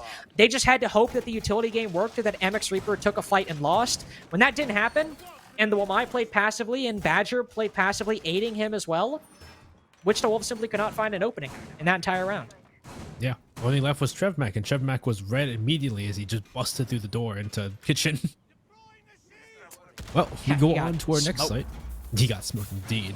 We go on to basement. Now we go on to our laundry and supply site. And on a different room here, we see the caches being opened up by Incontrol. And the roaming opened up that E-box hatch as well. So it looks like Incontrol are hoping to hold on to meeting, hoping to hold on to security and kitchen for most of the round. And see how they can do that. And really, yeah, because they reinforced elbow as well. They made some changes on site too, so it's definitely you don't often see this kind of roam from teams when it comes to this basement site. So we have our first result in for round number 2. Ooh. Aerial Arise Academy are your first team to qualify for SCS Season 6 in the second closed qualifier. Of course, we had 4 teams qualify last week. Aerial Arise are your 5th team out of the qualifiers for Aerial Arise Academy. That's an important distinction because Aerial Arise is also a team. Their main team is already in the league, so that is a fair distinction. Their academy team, first to qualify out of this bunch. So good job on them. Congratulations. They 2-0'd Didn't Ask, who unfortunately will fall short for another qualifier. Now, we have to see if JJ can do the same. His arch nemesis Dami made it through. Now JJ has to rise to meet him. Right now, they're meeting Dunny and MX Reaper, as well as, I believe, Tack. two members, one inside of freezer stairs, the other inside of kitchen and security. And right now, minute in, haven't found much yet. But with TrevMac moving up above, could very well momentarily find an angle onto one, maybe even two of these players down below on the first floor. Well, that's a good call from TrevMac onto the play after they jump down the freezer stairs. First fight, though, Chosen takes that fight, loses it. The Reaper, second one goes down. The Reaper, two great kills from security onto the members, big members, too, that could be for Wichita Wolves. And he's still playing security. It looks like at this point he's going to back off. And TrevMac, though, he's still watching that cutoff get killed. Badger, though, takes out JJ elsewhere. And so far, this roam clear from Wichita Wolves, pushing straight into the arms of Incontrol Nation, and down goes most of the team from Wichita Wolves, unfortunately. Now they have to try and scrap up what they can and turn this into an execute, into a laundry freezer execute, it seems like so far. They got a minute. They still got time to figure things out. But there's really not much you can do here in this position. There's three members on the site. One's still playing the meeting hatch as well. So while TrevMac has recovered Diffuser, there's still one player who could hit them from behind, play patiently when they slowly start to work their way into freezer. I mean, he could rotate back. That's what he's doing right now, but he could do that if he wanted. TrevMac will drop down the hatch. All of the defense has returned back into the site. They've given freezer to Wichita Wolves, which is good. While Dunny's caught off guard, still a 3v2. I was going to say that unless a pick presents itself, Wichita Wolves are kind of stuck. One just did, and Tacklow as well, but unfortunately, TrevMac gets a little ahead of himself, falls to the Jaeger inside a pillar, trade it out, but if you play the trade game and Inker in the lead, you're only serving to lose the round in the end. Big Guy will send his final Nomad over to Laundry, maybe trying to recover the Diffuser and go for some kind of haphazard plant with a couple of his flanks held. It'll be a difficult position if he tries to make that play. He'll flash on out, try to clear the Laundry position, rotating on through. Serve only has one smoke canister left, but if he hears that Diffuser, he can send it out exactly where Big Guy is playing, choke him out, force him to rotate off, and then play the frags from there. Bomb finally going down. We're in the red zone, so Big Guy has to make a play if he wants to clutch this out. Bomb manages to go on the floor, but as one rotates around up through long haul, he can't recover in time. Ink pick up 2 rounds in a row. Oh, unfortunately, that round really characterized by the roam clear from Wichita Wolves. They try to push straight into the roam the Incontrol Nation had set up inside of security, set up inside of, kitchen, inside of freezer stairs, and it was Reaper twice in the beginning to get both picks to help us team out. There's also people, elsewhere, Badger to help him out to keep him in control of that green hall to help him to control. And really, it was Incontrol Nation had to control the entire round when it came to the roam game. And at that point, it was the last two members to try and open up the walls, take control, not open the walls. They just tried to open up the wall inside of freezer into sight using those, that ash charge to push in. And really, it's easy at that point for Incontrol Nation just to know exactly where they're coming from, play it well, wait for the plant, and just deny it. So great job from them. 2 rounds in a row. They're going to go on to kids and dorms next for their site. Based on the setup we're seeing right now, we're seeing no 6 pick come out from the defense. We will see one on the attack, though. Oddly enough, they take away the Maverick and put a sledge in its place. It's not terrible. There's no Cade on the board, so if they were Cade, it might be a little bit different. But with a mute, you can go below, native a little bit easier, whether it's in attic or inside of dorms. It's not too difficult to take care of. We also see Tack putting some holes in the wall as well. So maybe they're going for more of a hold, a rotation into master bedroom, and not full reinforcing that wall. You can see him placing an Aruni gate on it as well. So Maverick might do well in the end. They can easily dispatch with a mute jammer on the attic wall by going below and then opening that up. You don't really need a Maverick if this is the strat that Incontrol are going for. With an extra set of nades as well, sure, you can't really use the utility. Maybe JJ's just a little bit more comfortable on the L85. Still think overall, and Benny, feel free to disagree, that Maverick's probably still the better pick because you get the nades, you get the good gun, and there's really not too much soft destruction you can do on dorms. Might be the safer bet to take the Maverick, especially if Skunky loses his life at some point. Yeah, I think they probably should have expected it had been that top floor site, that dorm site. So the Maverick would make sense if you're going for attic games take. Maybe if you're going something else, you then maybe want the L85 and the grenades. But really, yeah, the sledgehammer doesn't do much here for the team. Again, it depends.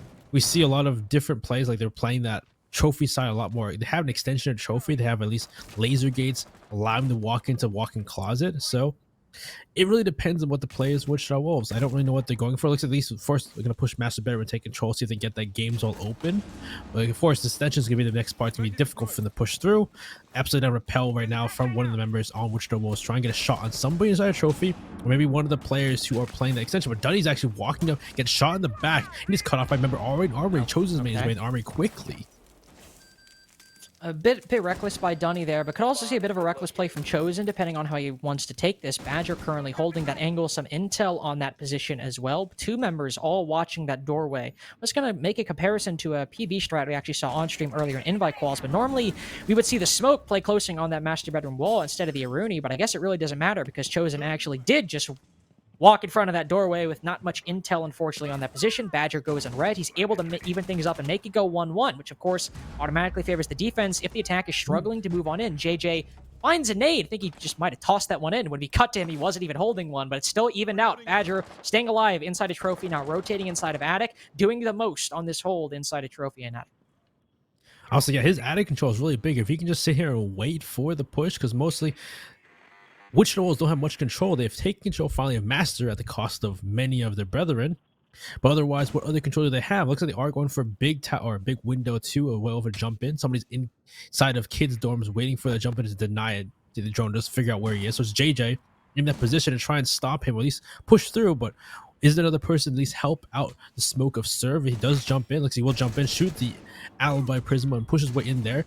Big guy elsewhere takes out Reaper though, and now they have positioning on the last 2 players. Which Wolves could still make this happen. Oh, the foot shot. Serve's getting shot in the foot. Badger takes a kill on a Skunky. It's slowly but surely, going back and forth. Now it's a big tower white play from the side of Wichita Wolves. JJ with the kill on a Serve. That's huge. Now it's just Badger, and JJ has control of kids now. His white control, he can go for a big guy, go for a plant. It doesn't matter. He actually takes a shot on a Badger, finishes the round out, which the Wolves will take their first attacking round. It was not a 5-star attack from Wichita Wolves Academy. That is to be sure. They got the opening pick because Dunny just kind of gave himself up, rotated directly into the attack's push, so that was unlucky. But then from there, as you can see, they were a little bit not foolhardy, a little bit just kind of careless with that clear of trophy. You had Badger sitting inside of there. Chosen doesn't even really peek it. He literally just sprints and moves up into the doorway, maybe thinking that it's free. Maybe they weren't able to get that intel. I thought JJ lagged out for a second. That was a little bit concerning. Didn't get the intel, unfortunately, there. Well, I said that it wasn't a 5-star attack from Wichita Wolves. About the only thing that was really going for ink on their defense was Badger playing inside of Trophy and inside of Attic. It started with him not getting droned. He's able to capitalize off of Chosen. Gets 2 more kills after that, just rotating, taking fights, and winning them. But beyond that, it was a pretty solid attack from Wichita Wolves, except the trophy part. Thankfully for them, the other parts worked, and that was just enough to eke out their first attacking victory. Well, one more try for Incontrol Nation. They're going to try this top floor site once again. Looks a bit different this time. Dunny's bringing the Oryx to full reinforcing the attic wall this time. It looks like they're not going to put as much, stock into that trophy hole, though it did do kind of well because, Wichita Wolves didn't really kind of carelessly try to take control of it. So it's interesting this time they're abandoning that extension, going more for the normal extensions, kind of staying on site. Taking control of Attic. It looks like the Oryx may be a good play. I wonder how the Oryx is going to play about hatches. He's going to jump up later on. They've also opened the hatch inside of kids, so people play it as well. So it's kind of weird they've actually opened it rather than play it themselves. Sometimes Dunny might just be feeling himself, wants to play an operator for the weapon. T5 1.5. Pretty good combination if you ask me, even though, Oryx isn't exactly bringing the most to a lineup on any site ever. So imagine that's likely the mentality for Dunny. Also appears that Wichita Wolves aren't deviating too far from the setup they've had previously, going for something on the master bedroom, armory, master side of things. Do see the Oryx positioning himself to run out that big tower door, potentially try to go for anybody who was repelled on that armory window. That was Chosen last time, but it is a little bit different because they are really spread out all over the map at the moment. A couple people in master bedroom, a couple people in showers, 3 people to be specific. So I'm actually maybe setting up for a big window take instead of what I initially thought. So that would be a departure from what they've done previously. Well, if they can play this right, there's only 2 people on site actually. So if they can push up, but it looks like Dunny has returned back to site to make it a 3-person on site. And so far, it looks like Wichita Wolves are trying to maybe push that roam downstairs because you see Reaper downstairs inside of, the kitchen. Badger playing the hallway, maybe going towards Armory to try and flank a member of Wichita Wolves who are trying to take control of Trophy. Trevac has made the way into Armory, so Badger looking to maybe deal with those player attacks, taking heavy damage on site. And Badger, he's just walking by. He doesn't know somebody's inside of Armory. Chosen's got to kill attack, and Dunny fights back inside a kitchen. Badger's made his way into bedroom. I don't know if anybody knows he's even inside a bedroom.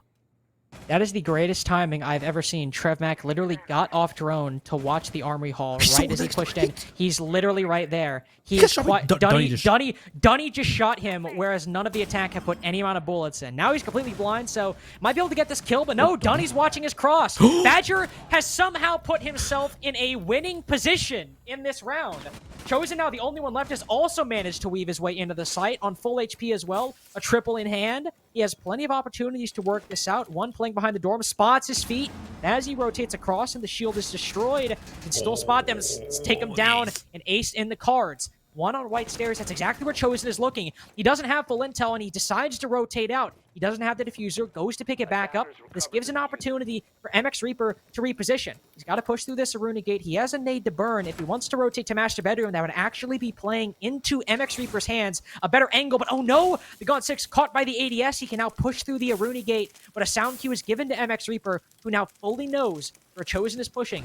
Right now, the Finka looking the complete wrong way. Doesn't have any intel on the Aruni's position, but he's not able to finish off the kill at the moment. As he peeks, the Aruni finally finishes it off. An admirable attempt by Chosen, but still, miraculously, Ink went around off of Badger, getting some of the most incredible timing in Rainbow Six history.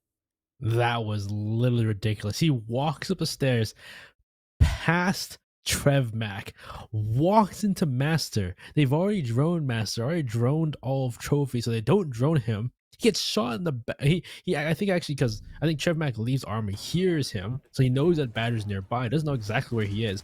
Dunny shoots him in the back. They flash Badger, but Dunny's playing the doorway well, playing for his partner, kills Trevmac, and then Badger just shotguns Skunky. Like, that was insane, and they nullify that entire push on the side. I think Chosen came from white and walks into the site. He's the only reason why they were close to winning the round, because he would have gotten an ace. It was a good attempt. I also saw Surf clouding him like, you can't shoot my feet. He did.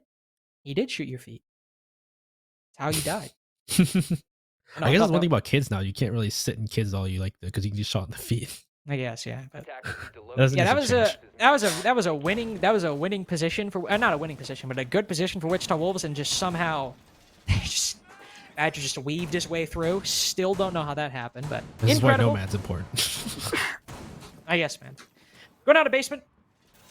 Didn't go the way of Wichita Wolves before. They were forced to try some haphazard freezer laundry push, mostly a freezer push, as the round had completely collapsed previously. MX Reaper got 2 kills sitting inside of security as Wichita Wolves Academy failed to clear him out, and that was most of the damage done in the early to mid round, and they just physically could not recover after that. There are some changes. MX Reaper now on the Aruni instead of the Wamai, so he can't layer magnets in that position, but he is taking up a similar spot. So if he plays it like he did previously, Wichita Wolves should be able to read into that and hopefully counter it accordingly, even though they also had verticality and positioning going their way, and it still didn't work.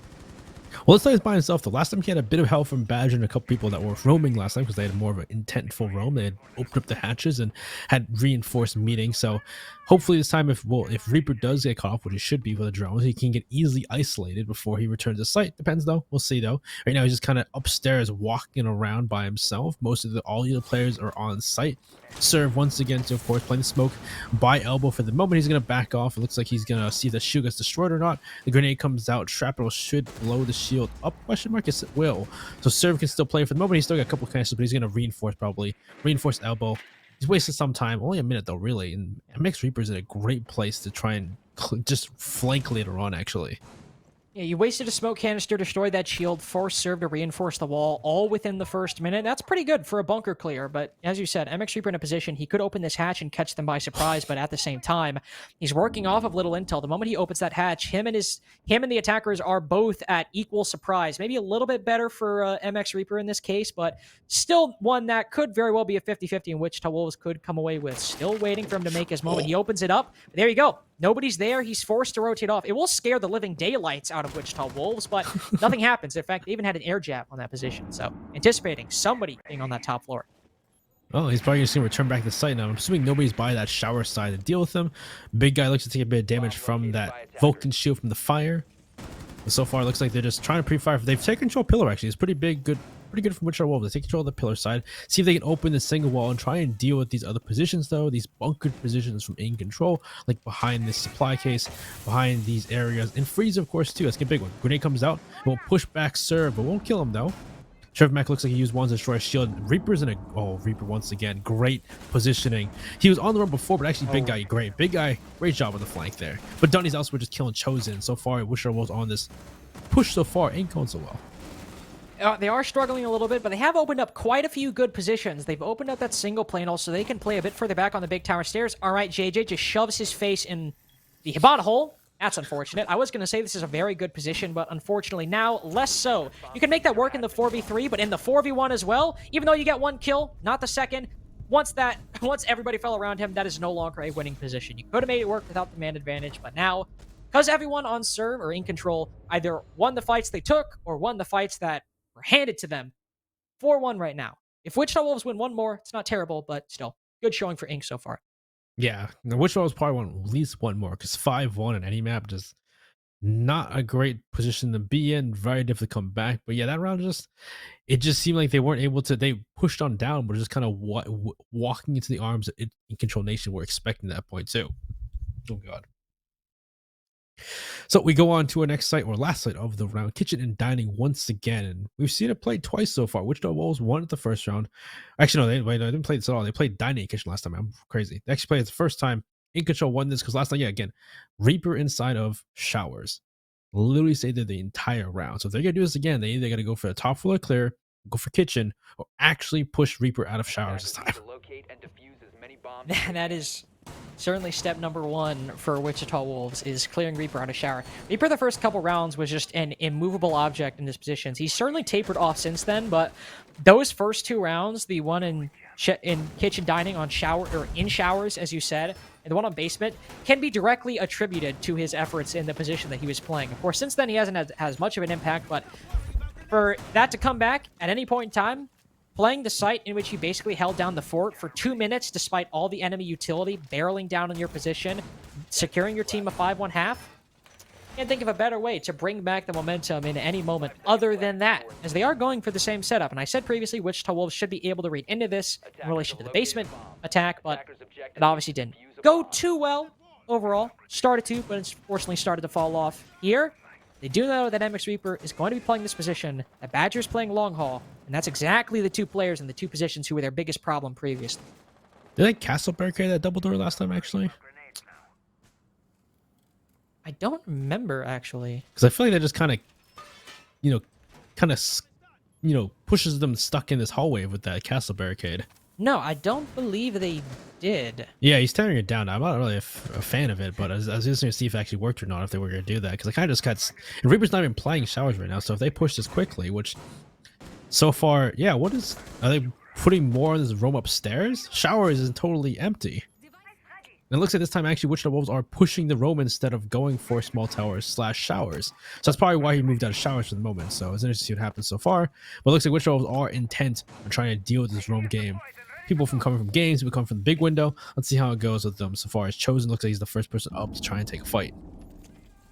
That is a very, very good and very quick rotation by Incontrol to adapt to what Wichita Wolves are doing the moment they realize nobody's pushing small tower, immediately push it on up. And now Wichita Wolves are forced to push into these doorways in a very difficult position. Made a little bit better by some of these ex-Kairos. For example, putting pressure on the player on white stairs and opening up an angle that the attack can use inside of master bedroom, but beyond that, still have a lot of progress to make. They are wasting a bit of utility. Badger's already used one smoke canister. He's rotated down below, so could still send some up through holes in the floor, depending on the angles they're given. Chosen as well also weaved his way in. Hasn't found anything yet. Could spot MX Reaper playing downstairs in Classroom, but oh no! Whiffs every single shot he takes, save for just a select lucky few. We're still at the 5v5. Changed my mind. They took down Castle. Right, you said that. He gets grenaded. Well, there's a trade back. Dunny kills a JJ on the big window.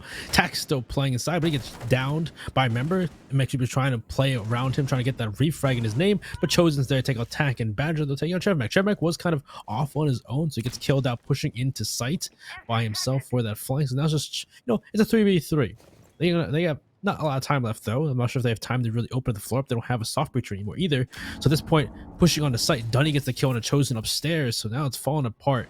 And they got to push on the site, but they can't get the wall open, so they got to walk through some of these angles that, at this point, Incontrol Nation are expecting. Playing for picks at this point. Also, MX Reaper is still alive inside a Classroom. Skunky has to get this kill, and he doesn't. Despite intel literally indicating to him the position the Wamai was playing, he's not able to land the shots, and instead, MX Reaper, first kill didn't go as big as I thought he might, but does have a massive impact by just playing this position. Big guy, 15 seconds left, manages to find one through the wall, making use of that intel that Skunky failed to do so, but with only 8 seconds left, one player in front of him and one player behind him. No way for him to get the kills in time. He will fall. And Incontrol get themselves a 5-1 half as they go into attack. Well, good job from Incontrol Nation. Looking great here on. I think this is, according to the overlay, this is Wichita Wolves map pick. So they're looking pretty good so far. If that's true, I don't know actually for sure or not. But looking great. 5-1 half. They go on to attack. But again, this has been a defense. Usually Oregon's defense sided. Just like that, except for that one we had earlier today. That one was odd. That was very odd. So we could see Wichita Wolves bring it back here, but we need to see how Incontrol Nation does on their attack, because the only, we haven't seen their attacks last map and previously haven't been the greatest.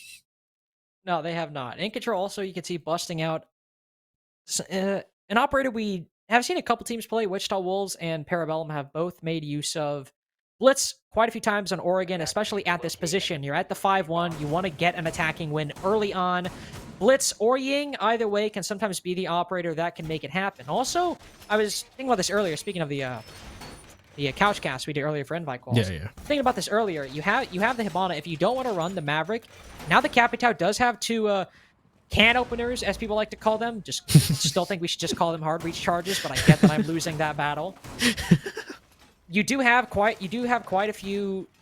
You can open up 2 hatches, and you can use some of the X-Kairos to open up 1 and still dedicate a majority of them to, for example, put pressure on the E-box wall or open up the single panel. You'll be a little bit strapped for resources, but you can still make it work. So I think this is good. You have that blitz to kind of push in pretty quick. The Capitao as well to provide some utility if you also want to kind of do a smoke rush type beat. You want to go for that way. So like the lineup kind of from Incontrol. They're just trying to get a quick win on the board, but not a good long-term strategy in my opinion.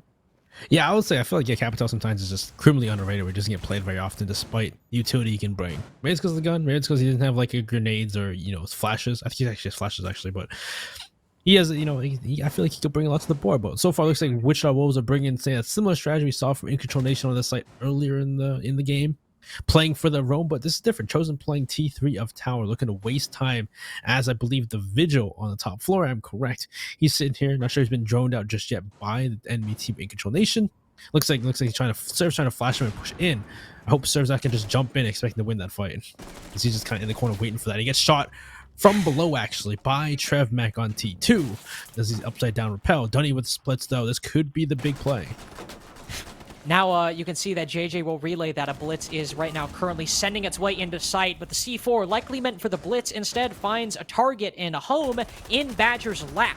3v5 at the moment. 3v4 now that MX Reeker will find JJ inside of meeting, but the damage is still done, and Wichita Wolves still in the lead for the moment. But a big play by MX Reaper, aided by Tech, suddenly turns things around. Trev Mac, the only one left. He got that first pick. He got serve on Big Tower Stairs. Right now, the 2 attackers are separated. He isolates his 1, but still loses it in the end. How in the hell did Ink just get match point? Well, I know how the heck. That still was ridiculous. How the heck did Reaper just walk in and murder everybody? Why did he act crow? I guess something about Mexican Reaper. Is that what MX stands for here? Maybe. I don't know. Carter. Also, who killed me on Repel? Carter. Benny. How did Ink win that round? Well, we'll tell you. They weren't at all. And then MX Reaper, in miraculous fashion, pushed up long and killed everyone. You're just gonna ask how they win that round. You just say Mexican Reaper. That's all you gotta say. Mexican Reaper. All I gotta say. Come on, Carl. You should know the answer. How did I really just can't believe that worked. I really can't. Everything was going Wichita Wolves' way.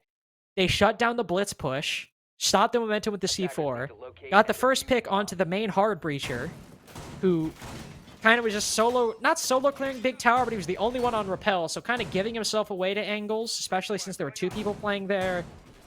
But then he just weaves his way up long. He just I told somehow you, does man. it. He's just. I'm telling you, see, the blitz was just the bait. It was just the hoax there. It's just nobody, everybody thinks the blitz is the crazy play. No, it's Mexican Reaper on the Finca with the LMG, walking with the LMG, just walking down the hall, just gunning everyone down. I thought TrevMac could at least make it a 1v1, but he couldn't even do that.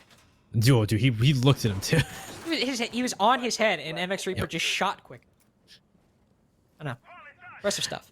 It's impressive stuff. Well, we go on to what could be the last round, as they are back downstairs once again for Wichita Wolves, and well, this time they're still going for sort of similar role, not nearly as looks maybe not nearly as stock for as before, and there's been reinforces, but we'll see if this time if Incontrol Nation actually pushed this roam. As last time they really didn't do that much, they just kind of pushed onto site. So well, JJ takes a lot of damage from Dunny walking around, and he's by himself now. Looks like he's been opened up from the other side too. Wow. Not in a good spot right now. In fact, Dunny will immediately just flood into meeting. Not the first pick to go their way. MX Reaper finds that one, but chosen not the prettiest engagement I've ever seen. Loses it. Big guy also on low HP. Can finish off that. And now, whereas things previously started with a 3v5 favoring Wichita, now it's the exact opposite. They lost the last round with man advantage heavily slanted towards them. TrevMac is currently isolated off the site with the entirety of the attack in between him and the rest of his team.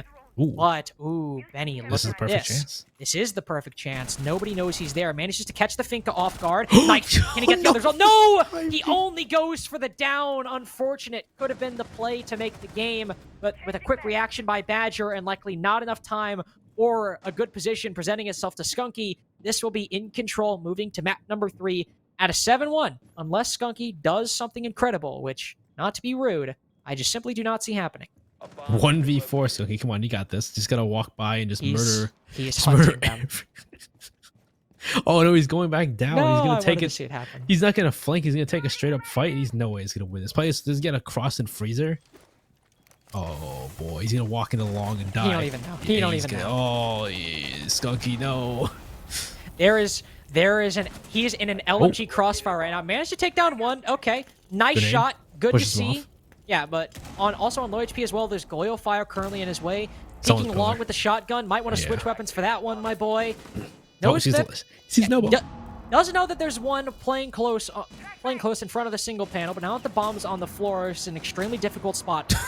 Never mind, not full blinded. Thought that would have been the end of things. If he gets this one to his left, it's not out of the realm of possibility, but that person is also rotated out. He'll try to retake from elbow, but as Badger rotates, looks his way. He loses the fight, but Serve wins it instead. A 7-1 for Incontrol on their opponent's map pick. We go to map number 3. Not really too sure who's got the lead, but I would hedge guess, say it's Incontrol after this dominant victory. Yeah, I totally agree. I have no clue what to really expect after those two maps, because both of them were just wildly one-sided. So I don't really know what to expect of Clubhouse, because again, we don't know these teams. We haven't seen them play in a regular season or anything. We don't know their past performances. We just know what they've done so far in this game, and both teams have just won the other team's map pick in dominant fashion. 7-1 especially are more dominant than Wichita Wolves, of course, ended in a 7-5, but true, yeah. Excuse me. It ended in a 7-5, but you're still right. It was a 6-3 that those attacking rounds that Wichita Wolves won didn't even look particularly close. Incontrol weren't really fighting all that much. They brought it back towards the end, but this was something else entirely. Of course, part of it was on the defense, but based on those two attacking rounds as well, very impressive. Before we head into Clubhouse to see if, well, I've already kind of beat a dead horse with the whole JJ Qual joke, but now it's actually serious, depending on how the trend of this series goes. I want to thank one of our sponsors, Mike and Ike's. As always, JJ could certainly use either a pack of the originals or the Mega Mix from Mike and Ike's to power up his game. The fruity, sometimes sour, sometimes sweet, depending on the flavor, but if you're Benny, you're always sour, because he, for whatever reason, prefers the sour candy, which I just simply don't get. Power up your game. Power up your game with Mike and Ike's. I don't know why. You have that preference. I don't like tart things. It confuses me how people like them. No, but it's funny. fine. Like, I like sour things, but he called me sour like as my personality. Am I wrong? Wow. Am I wrong? You're I'm not kind wrong. of, in my opinion, I'm kind of spit right now, low key, TBH, not gonna lie. But thank you for Mike and Ike's, as always, for sponsoring the stream. Excuse me. We will take a quick break before we get into map number 3 of Clubhouse to see if Incontrol can make the comeback of the Millennium, and if JJ will have the Lord answer his prayers. But we'll be back in just a few minutes.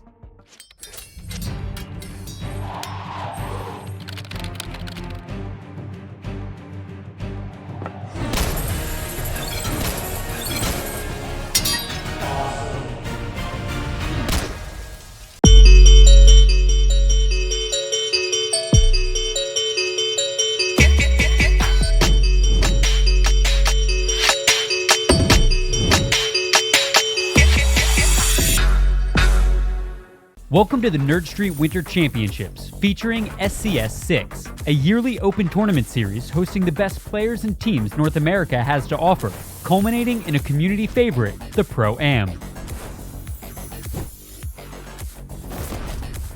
So let's discuss format. During the Winter Champs season, SCS6 will consist of 2 stages, where each stage begins with 2 open qualifiers. Once Stage 1 is complete, there will be an additional tournament offering 1 more qualification spot prior to Stage 2. Through participating in SCS6, players will acquire leaderboard points and cash prizing. The winning teams from Stage 1 and 2, as well as the additional tournament, will qualify for the Pro-Am. The top 2 teams from the leaderboard will also qualify. As we approach the end of the season, the final qualification spot will be determined through a last chance qualifier. The Grand Finals of the Winter Champs SCS6 will feature the return of the Pro-Am, where the top amateur teams have an opportunity to define their talent against the North American Pro League. But in the end, only one team will be crowned Winter Champs. Sign up today and make history.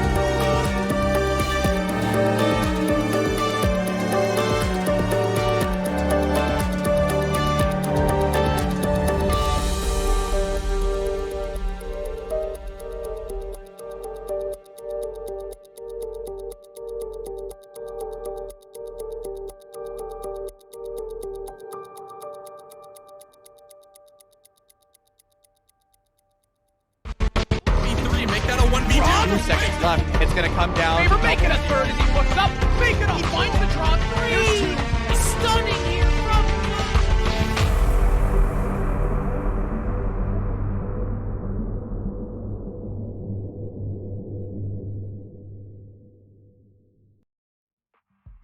Hello, everybody. Welcome back to the final map between Wichita Wolves Academy and Incontrol Nation. I am Lynx, joined by Benny Au, and whereas the first one was a 7-5, and we thought we might be in for a close series, Benny, the second map was anything but close.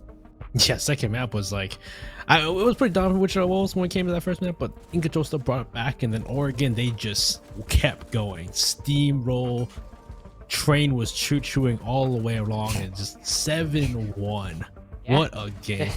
The train was choo-chooing all the way long. Shut up. You know that was the best you could come up with. Choo-chooing. We just had this conversation. We're in bad shape, fellas, going into map Yeah, number we 3. are. We're Hey, in but we're going to bad Clubhouse, and shape. Yeah. Imagine. It's been a long day of casting these exciting qualifier games. Somebody says, it's okay. I get that you're starting to get tired, but it's fine. You get to cast Clubhouse now. It'd be the worst thing. It'd be the worst thing anybody could ever tell me. But what I will say, it is a new map for the stream today. So while Clubhouse can be boring, I have found that at least if it's new and the first time I've seen it that day, it kind of makes up for it. It's not as bad. well, so far we saw Incontrol do pretty well in Oregon. Oregon's map everyone was on play, so is it going to be the same on Clubhouse? It depends. Obviously, between Villa and Oregon, Clubhouse is kind of a middle ground. There's some options for verticality. Kind of like Villa, you have a lot more options to play either above and below. Above on basement, say below on CCTV if you want to go that way. But also at the same time, kind of like Oregon, it's a map that doesn't have too many options available to it anymore. Of course, that's not saying it's completely figured out. There's always something a team can do that's new, that hasn't been discovered yet. I'm sure there's something. But as right now, it's one of the more well-tested maps in the pool, so in theory, should be a good middle ground between both of these teams to decide who will make it to SCS Season 6 and who will, unfortunately, go home with nothing. Getting into the game, Wichita Wolves on attack and Ink on the defense. Which team will ban Thatcher? That is what we will find out in just about 5 seconds. Are they going to ban Hibana, or are they going to ban a Maverick? I imagine it'll be a Thatcher Hibana ban. That's my guess. Don't tell them. Thatcher, Maverick, and then Kaid and Valkyrie. No, actually, it's a Thatcher Mav ban that Wichita Wolves don't ban the Cade and have to play into the worst attacking or the worst defensive setup for their chances. That's my prediction. Well, let's see. Wichita Wolves, they're going to ban the... Probably Hibana. That was my guess. Hibana. You're right. You were there, Hibana. Yes. Let's go. Yeah, you got it right. So now it's probably going to be Valkyrie Mira, I'm assuming. Probably. I think Wichita Wolves will ban the Mira. Might want to... They could ban the Valk first. It really depends if they want to potentially use it on the defense, but it's just too strong a tool that leaving in your opponent's arsenal when they're starting out the defense. Yeah, just get rid of it. I imagine Ink will ban the Mira out soon after. Just wait to see that happen. Well, give it a couple more seconds. Probably. Ink, maybe.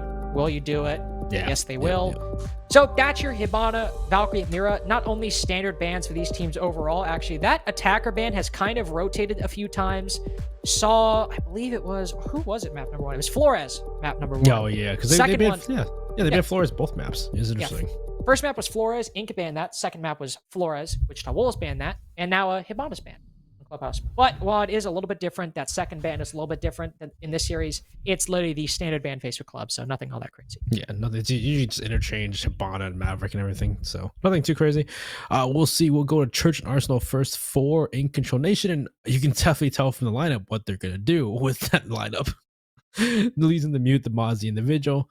Though they have the Alibi and the Maestro, which is definitely interesting to see, because usually you see like the smoke there instead if they want to stop plant. But usually interchangeable, it doesn't want to change anything, but they're going to be definitely roaming to waste time, make it difficult. No castle though, so they can't really cut off, they still can cut off with barricades, but they can't cut off lines with sight and make it easy or at least somewhat safe to rotate down when they use those hatches. So I'm interested to see if Incontrol Nation are actually going to try and stave, take lives, take fights in this engagement on the roam, or if they're just going to try and, back off as soon as possible when, Wichita Wolves are knocking on the door. Based on what we've seen from Ink, MX Reaper might feel inclined to go for more of the frags as opposed to rotating back, so it's possible. Though I will say, Wichita Wolves, they do enjoy, as we've seen by Trevmac, they do enjoy sticking him on the Lion. He has been playing a lot of Ash today, but when he is on a bit more of a flank watch type role, he does like to play that Lion, so clearing out a roam like this when the main goal of the defense is to start rotating back and slowly moving back, what better way to counter that than the operator who stops people from moving? So might see a good impact from TrevMac, depending on if they're pushing inside a bar or upstairs. But it does mean if Incontrol rotate back quick enough, won't matter much. And if they waste a lot of time, even better. Yeah, that's kind of the intent here. Let's get a pre-fire through. Looks like just Wichita Wolves are just pre-firing into site. Just you see TrevMac shooting through that. Maybe that's one of the barricades through the windows of bedroom. Chosen to open up the hatch into Logi where Badger is at the moment. He's opened up holes down below, looking into kitchen. Looks like he's going to make sure somebody, because I think TrevMac's watching from afar into construction, and they can open up that jacuzzi wall. So it looks like they are looking to push out this roam, and TrevMac on the line will be crucial in trying to stop these players. Badger goes down to a grenade. Great grenade, I believe, from Chosen to go down to finish off the kill. Wow. TrevMac does take a Reaper as well on that roam, so 2 members of the roam game off the board already. Very good coordination and very good positioning, coordination, everything for Wichita Wolves. Clearing out these 2 players. Johnny's still trying to press his luck on the top floor. Started to push up red, now playing inside of garage. Might be able to honestly to find a pick if he's gone unred. Sometimes this is a position where the droning might get a little sloppy. Wichita Wolves might immediately turn their attention to the bottom floor, but doesn't matter. Johnny will instead rotate back. Probably the safest bet in this position, and the one that will likely boost his team's overall chances of coming with a victor in this round. Serve also getting a little bit aggressive on the main stairs, but I also am pretty certain that once he sees a drone come through, maybe shoot it, he'll also start rotating back. Dunny's also continuing to rotate back, though. So yeah, Dunny's nothing matters. Still wrestling. He could come out with a kill if he's able to, because they need him to do something here to try and bring it back. And he's walking upstairs. I don't know if they can see him. Of course, he has that that ERC where you can be shrouded from drones. They'll still see the lines though, and so big guy's in a great chance to get shot. But it looks like they are spawning out Dunny, so he'll get fired back. He'll take some damage, and he's gonna run away with his life, of course. And with impacts in hand, will Wichita Wolves be the open his hatch though? There's 2 impact, or actually it's only 1 step impacts. Tax actually brought a shield instead, so. Looks like only Server will be able to destroy some of the utility on the side of Wichita Wolves. Well, they only have 1 exothermic. Oh. And their other hard breacher is Maverick, and there is 40 seconds left. So if they get their exothermic impacted here, I would not be surprised if Incontrol can manage to come away with the round. You see them struggling to reconcile with it right now. All they have to do is land 1 impact, and unfortunately, do they all go wide? No! Oh, yes, they do! Excuse me, I thought that last one landed, but Serve manages to get a kill based on that person peeking the kitchen hatch, but still man advantage for Wichita Wolves. Only 15 seconds left does give Incontrol a very good position to catch these players haphazardly rotating in, and so far, it's paying dividends. Tack gets 3! Dunny tags on for 1, a triple kill for the Alibi, a quad at that! A dominant opening round for Incontrol despite the losses incurred early on in the round. Well, wow. I did not expect for Incontrol to win that round because they had the hatch open inside of kitchen. But of course, you see Sense or Serve get that first pick onto Thermite of Skunky at the hatch. They jump down over play, and still Dunny playing, Attack and Dunny playing below the hatch. Dunny playing inside of Church pretty well, even though he was actually turning his back to a member of the attack at one point, still playing and denying the push into Church. Tack playing below the hatch of the kitchen, denying jump down the hatch. And so far it looks like with even though Wichita Wolves was able to get the first 2 picks, they spent too much time trying to get open that floor, trying to get that hatch open, trying to take control and really go for a play to the point where the only play they had was either push from Moto into Church or just jump down the kitchen hatch with only the time left they had. And at that point, kind of just walking into the arms of Incontrol Nation at that point. And Tack and Dunny will take that they will welcome those arms, welcome that kill immediately. Well, moving upwards towards Gym Bedroom, likely seeing a con hold coming out from Incontrol Nation as opposed to a CCTV and cache extension. Usually you can tell when they reinforce that construction single panel that, hey, they're probably not extending that far. They just want to hold construction.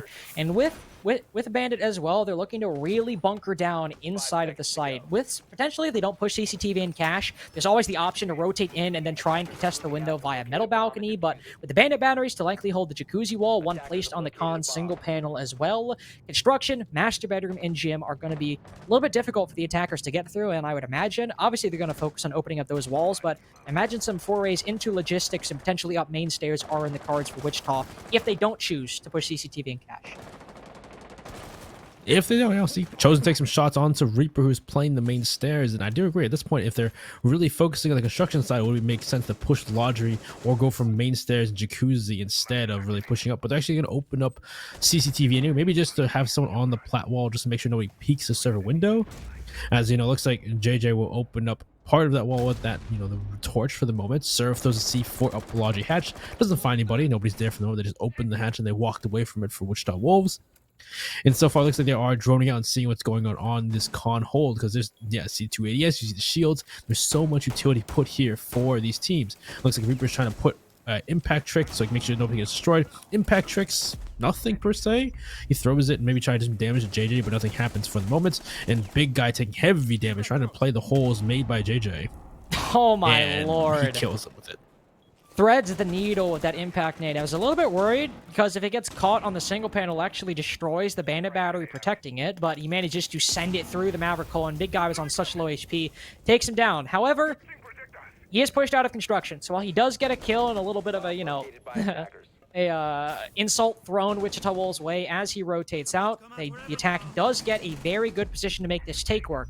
Issue is, it's the only position going their way for the take right now. They're trying to find some momentum inside of logistics, but Badger as well could push the momentum for his team even further, making a play up red at the moment as everyone is preoccupied with moving into Logi, moving from construction into the site. He'll instead reconsider and rotate back to main, maybe support his team on the stairwell, but even then, he doesn't need to. Not only do they have the man advantage, and JJ's even mildly aware of his position, they can make this play. Tax somehow manages to work his way under the site, and Chosen is on drone, not watching it actively like perhaps he should have been. This is a very winnable position for Incontrol if they just play it safe a little bit, play their trades, play the man advantage, and don't start taking things too out of control. JJ peeks close, does find a kill, but that's exactly what we want to see. Badger playing that man advantage, playing the trade. Now that Trebmac is down, Chosen the only one left, and can clean this one up pretty easily. Wow, yeah, that was just... Wichita Wolves, not a great row clear. They didn't really clear them. They pushed out. They get Big gets killed out. They do push him off, but they had nobody in Jacuzzi. They had somebody in the Logi hatch, but unfortunately he didn't play it the whole entire time, allowing for one of the members of Incontrol to get aggressive, take out Skunky on a thermite, which they couldn't open the wall off anyway, into Logi. And really, it just seems like the focus there for Wichita Wolves was just one-sided. They only wanted to take control of construction and push in. Logic control was difficult to take. They had nobody playing Jacuzzi side to, you know, cut off rotates, because you saw members from the side of Incontrol just walking through the hallway back and forth, because the only thing they did was JJ opened up, just put a line through it. That's all he did. There was nobody playing the angle, nobody playing the holes, and they only brought, you know, they can't bring the Habana, but they didn't bring Ace or anything else, so they just had the Maverick, and JJ doesn't want to go full force and actually Maverick the entire wall. CCTV and Cash first coming out. We see that Maverick, as you were talking about, who can cut through those bandit batteries. Don't have to feel like normally we see the bandit when the Thatcher's on the board, maybe try to counter those EMP grenades, go for the bandit trick. Normally when he's taken down, it's hard breach now is more so static. You know, you put down your electric claws, put down your mute jammers, and kind of leave and do whatever. This go around, Dunny can still obviously use them for that play, but that's at least what bandit is normally associated with. We do see a Flores coming up for Trebmec, and this could be a very big play, especially for, or big operator, especially for the setup that Incontrol are going for. You can see they're going for a shield downstairs inside of Lounge, not only to help the player inside a garage by allowing some rotations or some angles into Swamp, and holding downstairs below to allow Dunny to play on that wall if he wants to bandit trick. But with the floors on the board, not only can they take down that shield, they can also later on potentially work up Rotera drones into rafters, send them through breach, send them up red stairs. So a lot of very good positions they could send those drones just by having that Flores on the board as an option. Well, I'm assuming this time JJ will actually open the wall with those torches of Maverick. Looks like he's going to work right now on that wall. And someone looks like Dunny's trying to get aggressive, but Big Guy's there out in the C4 throwing out. Won't destroy anything. It destroys his own bandit barriers. All he does so far. It opens up a hole below, but looks like JJ will go back to work on this wall. And it seems to be a split take. I believe there's other members on the side of Wichita Wolves going for that master bedroom side. So this is a split take from the side of Wichita Wolves. Going for construction, going for plat wall. Trevmac will be the first to jump into Gym. Chosen will be elsewhere trying to, you know, clear out Logi for his team. We'll see what exactly. Like Badger's trying to, you know, get across when someone jumping down that hatch, but he's going to back off after getting droned. Servers downstairs, actually, they could go up main stairs for a flank. And as we see how this still kind of tests the, you know, limits of the intel when it comes to Wichita Wolves. Right now, he's just aiding the extension downstairs into lounge, which hasn't met any pressure whatsoever from the attack. That might change now that plat wall is open, and one Rotero drone. It's actually the second one he used. I did not see what happened with the first one. The second one goes in the site, destroys the shield on green box. But Badger, while he can't play as aggressively, say if that shield was there, I say that right as he pushes almost out of the doorway, so again, eating my words. He can still play behind that green box, but he gets aggressive and finds the thermite right as he detonates his exothermic and opens the con single panel. So while an impactful pick, the thermite still gets a very important position open. Badger not able to take him down in time. Well, so far, looks like they have control, but they lose the memory. But it looks like this is still a setup for this push. JJ tries to get his pick up on the window, but Chosen's there to finish off Badger. Great pick. 1-for-1, get rid of the smoke, and his cash is going to be big there to stop push into cash. Big guy playing the plat wall, seeing me cut off any rotations, and great intel from the no stones below. There's 2 members below, actually, from the side of Incontrol, who have to now bro up. C4 thrown above by MX Reaper, doesn't find a kill, and so far Wichita Wolves are trying to, get rid of this utility, bait out C4s, bait out utility from them, push on. JD's in sight, planting from the single con wall. Serve gets a kill on Chosen, and JD's gonna get this off. Now it's a posted situation. The members of Wichita Wolves can just back off and hold off here. This is great for them. They got the planet down. They're in the man disadvantage, but they still got it down. They still got it down, but Incontrol are in good positions to try and almost kind of flood the side on the opposite way. Excellent kill by Tack. Big guy could have been a big thorn on their side had they tried to rotate through CCTV, and now they can use and play that position as well. Trebek managed to find MX Reaper. JJ even things up, but with one player on low HP on both sides, it's really on to Serve and Trevmac to make this play. Change my mind! Serve isn't even looking towards the con window, where JJ gets his second or third kill of the round. Now Dunny, the only one left, can be easily dispatched by the Maverick. The round goes Wichita Wolves' way, and not to put it entirely on one person, but I think the opening after the con wall was open was really found by Badger after his kill on the Thermite, still getting aggressive as Smoke just standing in the middle of cash. Yeah, that utility there would have been perfect. I will say they didn't seem like they had any intel as well that he was planting, and there's 2 people below as well. If they had the floor open from below, the people from below could have denied the plant too. But I guess the big thing is the intel, not knowing that somebody is planting the diffuser in those, in that moment the wall was open was kind of the big thing for them. So unfortunately, I guess nobody really knew. Nobody was reacting from Incontrol Nation. Nobody really. There's people downstairs too. Actually, they had people downstairs that were throwing C4 through the hatch, and yet nobody really had an angle or a lick of information that was happening at the time. So unfortunately for Incontrol Nation, good job Wichita Wolves to get the wall open. They kind of make that play happen, and even though they were man down, and you saw Incontrol Nation was slowly trying to get kills back, they still played it well in that post plant. So we go on back to Church and Arsenal this time, which it seemed like a good start for Wichita Wolves, but they could not finalize it. I was going to update you on some of the results of the bracket, but I actually want to see what kind of setup that Incontrol are going for, because this is very, very different than anything I've seen before. Actually, that's not entirely true. This actually might just be a Parabellum strat that I've seen before. I think it's a little bit different. It was a fairly new strat that PB started running, so I don't entirely know, but one commonality between this one and the PB one is extending all the way to the top floor, but full reinforcing the jacuzzi wall, full reinforcing the plat wall, and putting bandit batteries on both.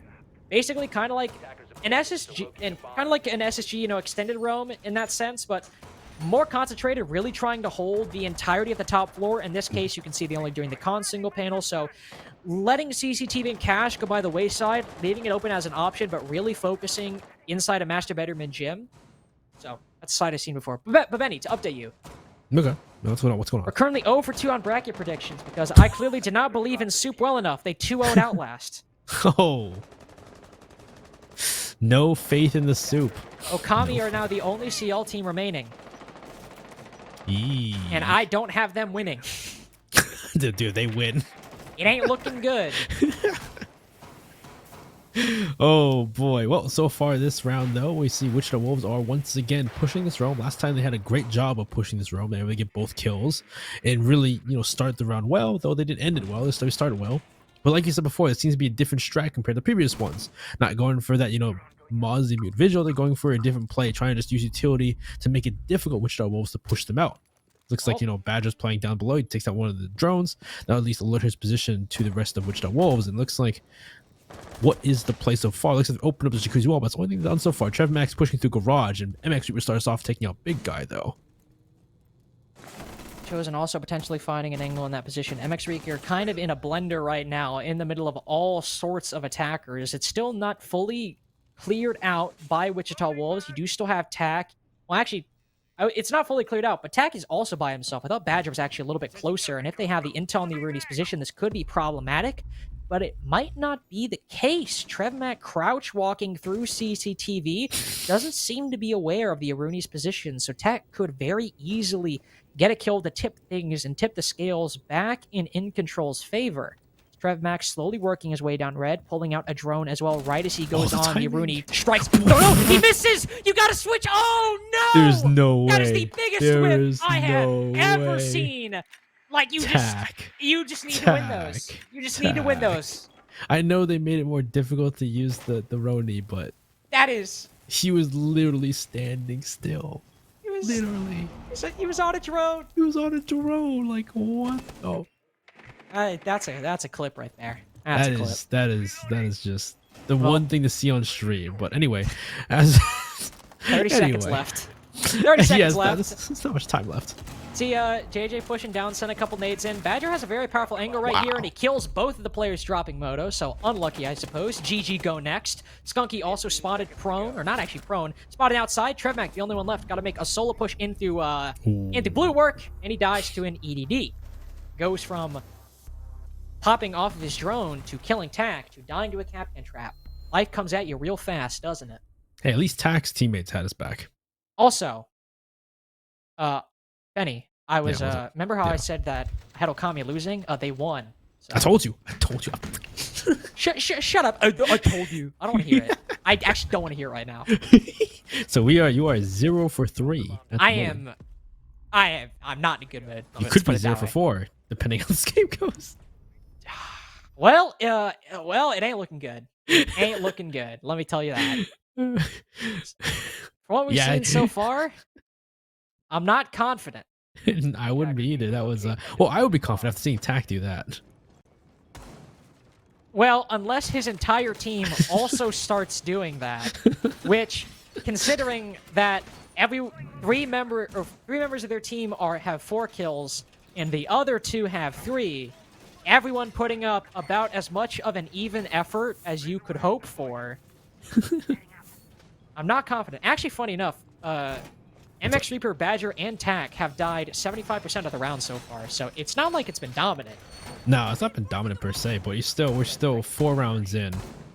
And I guess it's not too crazy. Well, it's like, it depends though, because some of these rounds, like, and usually when it comes to like the higher level we see in CL, like some of these sites should not be, they should be winning some of these sites though. I don't know. Yeah. Hard to say. Hard to say. We go back to gym bedroom for another try from the side of Incontrol, which they won the first time. Now second time, I'm trying to see which of the Wolves can change it up, because last time it was mainly just a one-sided affair, just trying to push from that, CCTV side, pushing construction, and that was the only thing they really did. They could control logic, they couldn't take control. They didn't open jacuzzi, they didn't have control main stairs. So really, Wichita Wolves really didn't do a lot that round. Bomb located by attackers. Did not do a lot. JJ going for a similar strategy on that jacuzzi wall just to try to open things up. Incontrol as well, also not taking things all too differently. Don't believe we saw the floor as this go around on gym bedroom, so it is a little bit different. A little bit, yeah. At least this time they actually opened jacuzzi. That is true. They actually did open jacuzzi last time. That actually, I just normally assume jacuzzi wall gets opened on gym because that usually happens. But you're right, they didn't. So yeah, that just allowed all the defenders to walk around like nothing. This is a hell of an angle by Dunny right here, and it works. So why not? Dunny. Might as well. And he gets a second as well. All right. Might as well go for the hat trick at that point. Yeah. How you feeling about that? You opened up jacuzzi wall, and for what? They did the proper thing this time, and they got punished for it. Oh, at least he's dead. Okay, Dunny at least gets a refrag. JJ at least gets that refrag. But they still lost 2 members. They've opened a plat at least, or not plat, jacuzzi, and they opened a plat actually, I say that. So they just can deny the server if someone goes to the server window. Badger looks like he wants to do that for members, so he might get killed out and even out the man count for his 2 teams. But so far, Wichita Wolves are trying to do the normal thing: open jacuzzi, push through, and get control. Which they actually looks like they can control to a bathroom. Nobody's actually near bathroom. One person in the bedroom. He takes that fight, wins it. Skunky, nice shot on attack. So now with control of bathroom, that's quite a cut you've made. It is, but because on low HP, MX Reaper is able to effectively read into his position, take him down, and now all of that control you got is effectively nullified. Thermite was by himself trying to make a play, and JJ, Big Guy, both stuck outside right now. 45 seconds left. Still a little bit of time, a little bit of wiggle room for Wichita Wolves to try and find some angle into not only this site, but angle into this round. So far is not presenting itself. Jacuzzi wall might be open, but Incontrol can very effectively react to any position the attack pushes, and if MX Reaper is taking and winning fights like that, they certainly do not have much of any hope to try and win this out. The guy in the 1v3 will finally push Jacuzzi, but the shock and the electrification of the wall will trigger a sound cue that tells them he's in that position, and Badger realizes that potential soon after. 4-1 for Incontrol, looking in a very good position to end this half 5-1 if they can keep closing out these rounds even when they come close. Well, at least they go into a site that Wichita Wolves have lost before, or won before, which is CC. So let's see if they can win this once again, because last time the big thing was the fact that they got the wall open from construction to cash. They got the single wall open, get the plant down, and nobody from Incontrol was aware of this. There was nothing thrown out to destroy it. There's no the smoke person who was playing inside of cash was the smoke. Badger was killed out early due to aggression. So nobody's around to really figure out that he was planting, gets the plant down, puts the post situation. It was a man disadvantage, but they're still able to close it out in that way. So this time around, Incontrol need to be more aware and see if they can stop that from happening this time around. Hopefully Badger also doesn't die, because sure, great shots from Badger, but he's also the smoke, which is kind of needed towards that end of the game or end of the round. But yeah, beyond Badger getting a bit over-aggressive, as you said, I think that was looking like a pretty solid round for Incontrol. Still, obviously, there was some very good utility clear by Wichita Wolves, so yeah, they were very good at clearing out all those shields. We will see TrevMac actually rotate from the Flores to the Capital, and the Flores was the one, especially inside of Cash, who was doing the vast majority of the utility clears, so likely aiming for something more on the garage side of things, rotating away from the con side, instead focusing on plat wall and clearing out probably Tack inside of garage. Of course, the problem there is Tack is likely going to be the one playing in garage, and he's Wamai, the only one who can catch those Capital bolts. So it is of vital importance that if Tack is the one playing there and they do want to go garage, they need to clear out all that utility. This is very possible that TrevMac could lose all of his Capital bolts before they have any impact.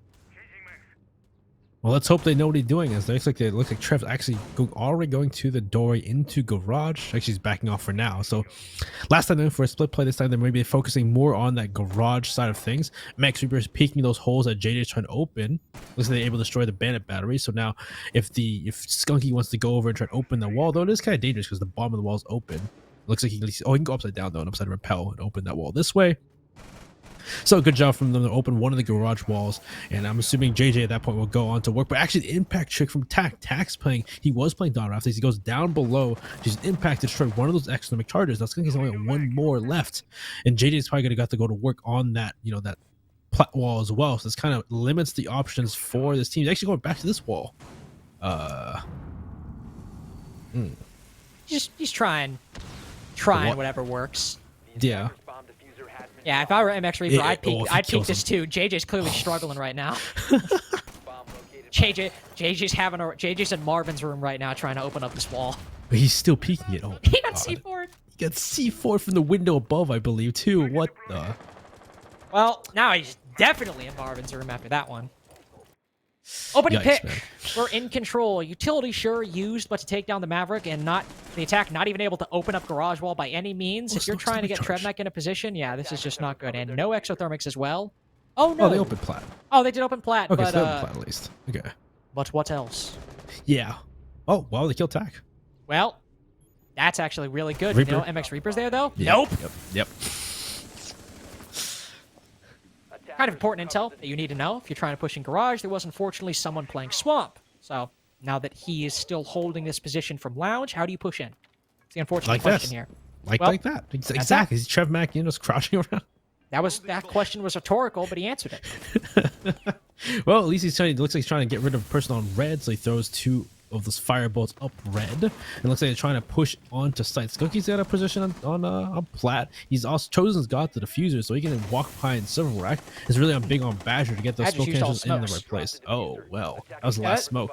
Yeah, he's used all of them because Dunny used his C4 early on to get the kill on JJ. They now actually don't have any post-plant utility to deal with this. They have to take these fights, so it's very problematic. Though smoke bolts do go out, but there's no capitalization, no push in from Wichita. Maybe just trying to bait, but this not only allows Badger to get into position, you see one prepped at the con window to jump out and deny the plant, and it seems like perhaps a bit of a misplay by Wichita. The castle does jump out, but thankfully here's the coverage coming through in spades. Skunky gets both as they try to rotate, and Serb makes the rotate just a little bit too late. Chosen is instead the one that picks him up. The Wolves end the half, 2-4. Okay, we're still 4-2 is still possible for them to come back, and they're definitely gonna do it on defense here. I can see this still going, but Incontrol Nation, unfortunately, like you said before, they used all of their denial early in the round. They could not deny that plant. Badger just got a great kill, but the big thing is the fact that Skunky's sitting on Repel and Plat. He could just sit there and wait, and you have to swing this open breach to try and make it way, and he's just ahead on a freaking Plat wall trying to just hold it. That's such a difficult, fight to win. So unfortunate for them, I think big thing the fact that they did so well too. The fact they got rid of one of the economic charges, they got rid of JJ as well. That was looking really good for Incontrol Nation. And just unfortunately, Tack going down, Reaper goes down. Unfortunately, because Trav Max worms his way into stock. So good job to them. We go on to Wichita Wolves defense, and we'll see if they can bring this back. Defenders, protect your bombs from being defused by attackers. 4-2.5 on Clubhouse Attack. I mean, it's not great, especially as the map has trended attacker-sided more and more as the map has gone on. Like, sure, Hibana's taken down, and she's a big factor as to why this map is very good, but still not the best sign for Wichita Wolves going forward, especially when Incontrol have the wind at their sails. Starting out on basement, they're doing the exact opposite methodology that Incontrol did, whereas both times Inc defended this, one was the very traditional mute Mozzie roam, the other was a little bit an extended roam up to the top floor with an added twist. This time around, it is a hard bunker by the Wolves. We see an Echo and a Maestro to play for the intel off the site. Chosen or Big Guy could get aggressive on the Vigil and the Jaeger, but in terms of utility, it's all going to be concentrated on the site. And if anybody's playing upstairs, it's just playing and flying by the seat of their pants, and it's nothing concentrated. Yeah, I was just like, Big Guy looks like he's going. He's playing by main stairs, maybe ready for a chance to go back down. Skunky's playing a bit aggressive on the smoke. Like he's just playing on those, those secret stairs, waiting for a chance to just push down after hearing some noise, just having pressure from the side of Incontrol Nation. But so far, yeah, let's see how Incontrol Nation does. Looks like they're actually going to try and clear out these people upstairs. The only person upstairs really is Chosen to want to roam by himself, so they can at least clear him out. But I'm assuming at the, the point of pressure or any kind of knock on the door, he's walking back. He's already walking downstairs already, so he's already gone. So Reaper's made his way through into Plat, or made his way past Plat into Red. He's walking on the stairs. Nothing too crazy going on. And it looks like Big Guy's the only person around for the moment to take a fight. Our hatch is soft, so if they wanted to open it, could give the Jaeger an ability to rotate back down. Not seeing it yet. Instead, Chosen actually continues to push the issue, anticipating Tack to push on down those stairs, not doing it just yet.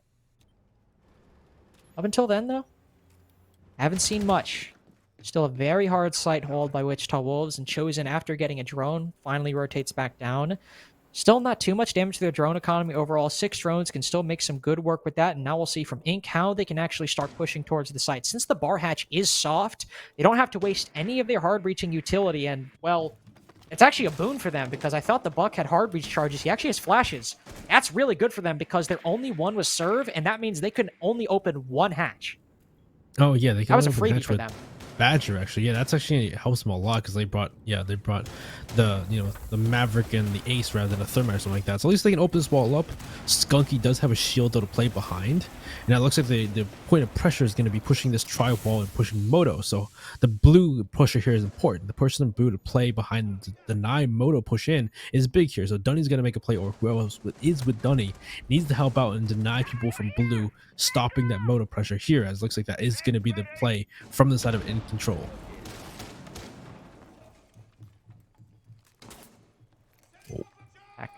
Taking some shots down on the bottom stairs. MX Reaper opening up some angles to ensure that nobody pushes on through. Yokai Drone sends out a stun, but spotted and shot in return. First kill landed by Dunny, but very bold play by Chosen doesn't go his way at all. Big Guy also on low HP, now taking a one-on-one with the Zofia inside of blue, but with all that ammo count at her disposal, not only does she get one, she'll fail to get the second, but Trevmac because of the damage incurred by Dunny, is on 1 HP.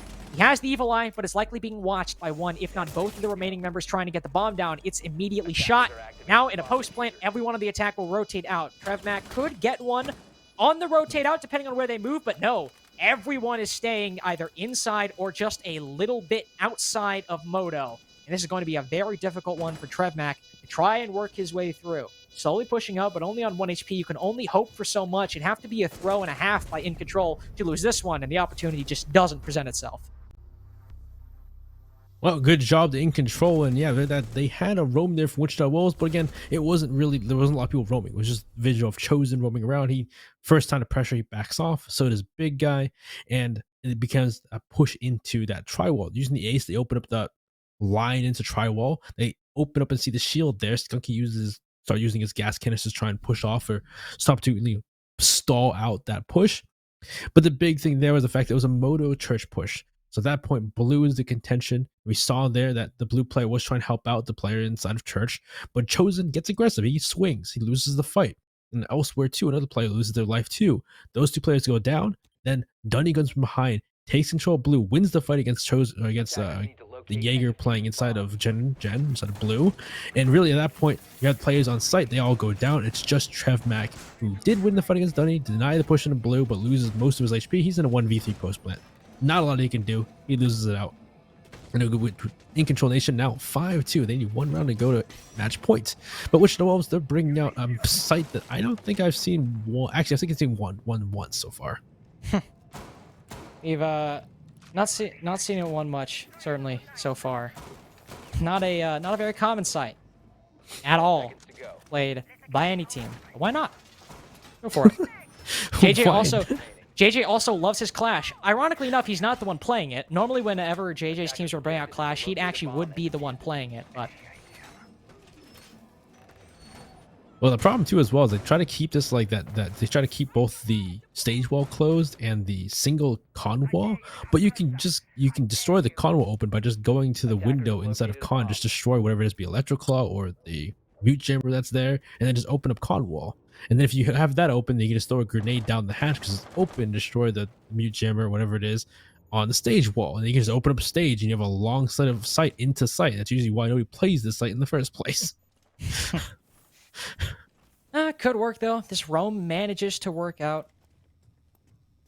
Maybe. Incontrol, if they aren't able to coordinate well enough to take down that Clash, as right now I imagine momentarily, if they haven't already discovered it, they will likely discover it soon after. I feel like it's a bit of a waste of the lifeline actually. You both have MX Reaper to open that up with the skeleton keys. You have other options as well, like breach charges. So a bit of a waste of the lifeline that could have gone to destroy maybe a deployable shield. But the most important utility are these nades, which actually does quite a bit of damage to Chosen despite the Aruni gate in his way. So already looking not too worrisome. Sure, you've lost that health, but some utility wasted. Not found much impact by Incontrol just yet, save for Wichita Wolves. If the first minute 15 certainly going their way. Yeah, I also say, but at the same point, the buck of MX Reapers are going to walk in and just destroy that mute jammer. So they have the stage wall open now. They're going to rotate over towards that stock side to get that angle. Reapers making sure nobody from Billiards is peeking out the window. And there goes TrevMac down the attack, playing elsewhere. Actually, he's doing a flank up the main stairs. This is already, there's many different pieces from the Incontrol Nation that Wichita Wolves are just not aware of. That's kind of issue too. There's so many different angles on this site to be aware of and try to hold down, whether it be main stairs, whether it be stage, whether it be above pushing for construction. And so far, Chosen's kind of just like looking around, not sure where to be. Doesn't know what's below him as well. Ooh, wow. Beautiful nade cooked by Tack right there. Wow. I mean, that is picture perfect. Coming from the sledge, taking down the Clash as well, 5v3. They've already done a lot to take down this roam, or at least push it back. Still some players who can rear their heads. Big Guy, for example, found Badger, Skunky as well, both two players who still left alive. Attack is so on point with these nades. Do they even have a shot?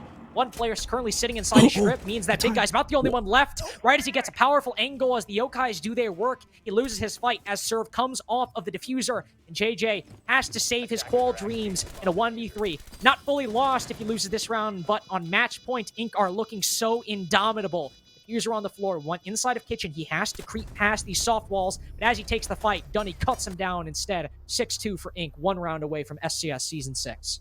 Wow, 2 rounds in a row so far where Incontrol have gotten control of site, gotten the plant down, and left the last player alive in a post-1 situation. And really, again, like I was saying, you open up that church wall, you open up that stage wall, you open up that the construction wall, you just deny the pressure upstairs. The person that has to actually get there in the end, but just the fact that with that control, they just cutting down people left and right. You saw, of course, 2 tacking from below as the sledge main stairs coming from basement. Nobody expected it. Gets that kill and gets a grenade onto the Clash 2, kills that person too. And it's just, again, these moving pieces and how many different angles you can come from on that site makes it so difficult to just play that site in general. Though there was a good chance on the at the end of the Alibi had a chance to try and deny the plant. You saw the yokai hit the person planting, and he had a chance to, but he lied down. His legs kind of got in the way, which is unfortunate. Hey, did you know Surf went to church today? Apparently. That's really funny. For context, obviously we're on the timeout screen. I believe JJ disconnected.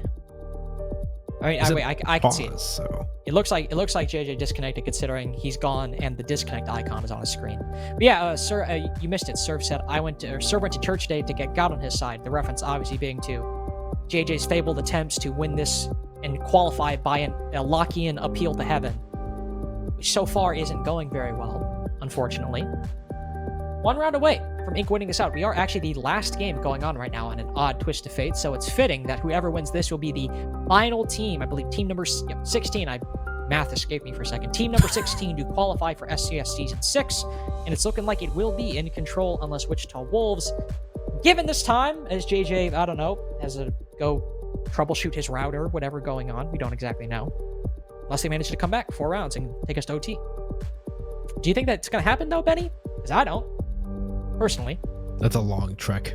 It's a long trek to come back from.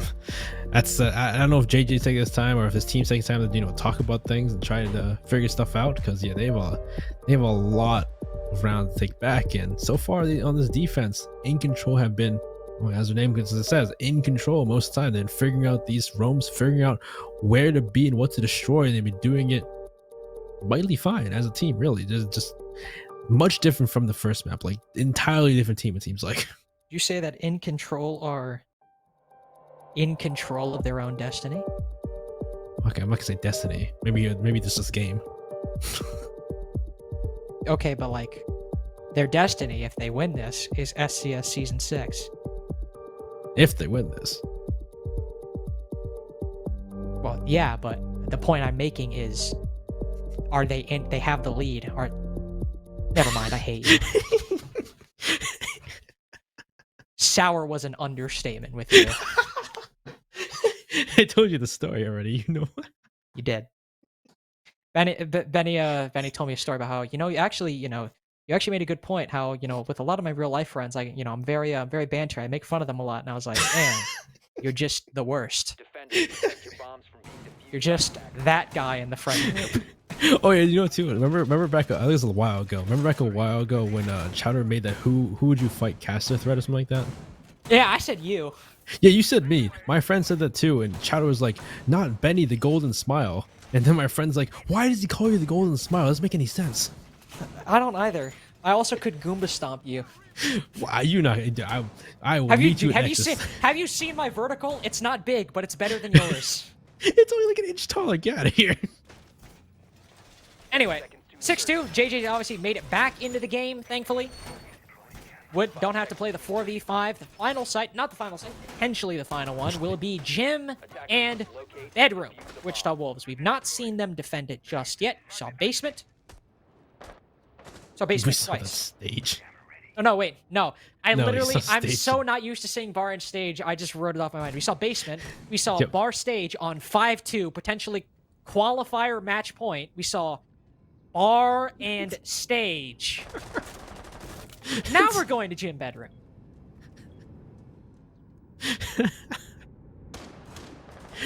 Well, let's see this time. Looks like they're extending over towards that cash side for Wichita Wolves. And we'll see if Incontrol even want to try and mess with it. Because it looks like so far, I see, Incontrol looking towards that jacuzzi side for the moment. People downstairs inside of Strip Club pushing towards the, the bar side of things. So they might even not even go for that cash construction side of things. They might just try to push up main stairs, open jacuzzi, and push towards Logi, push towards the hallways. This Tack and MX Reaper are just droning below here, and they open up the wall up. So jacuzzi's open. Good job to Incontrol Nation so far for doing the basics. And let's see if they go from here.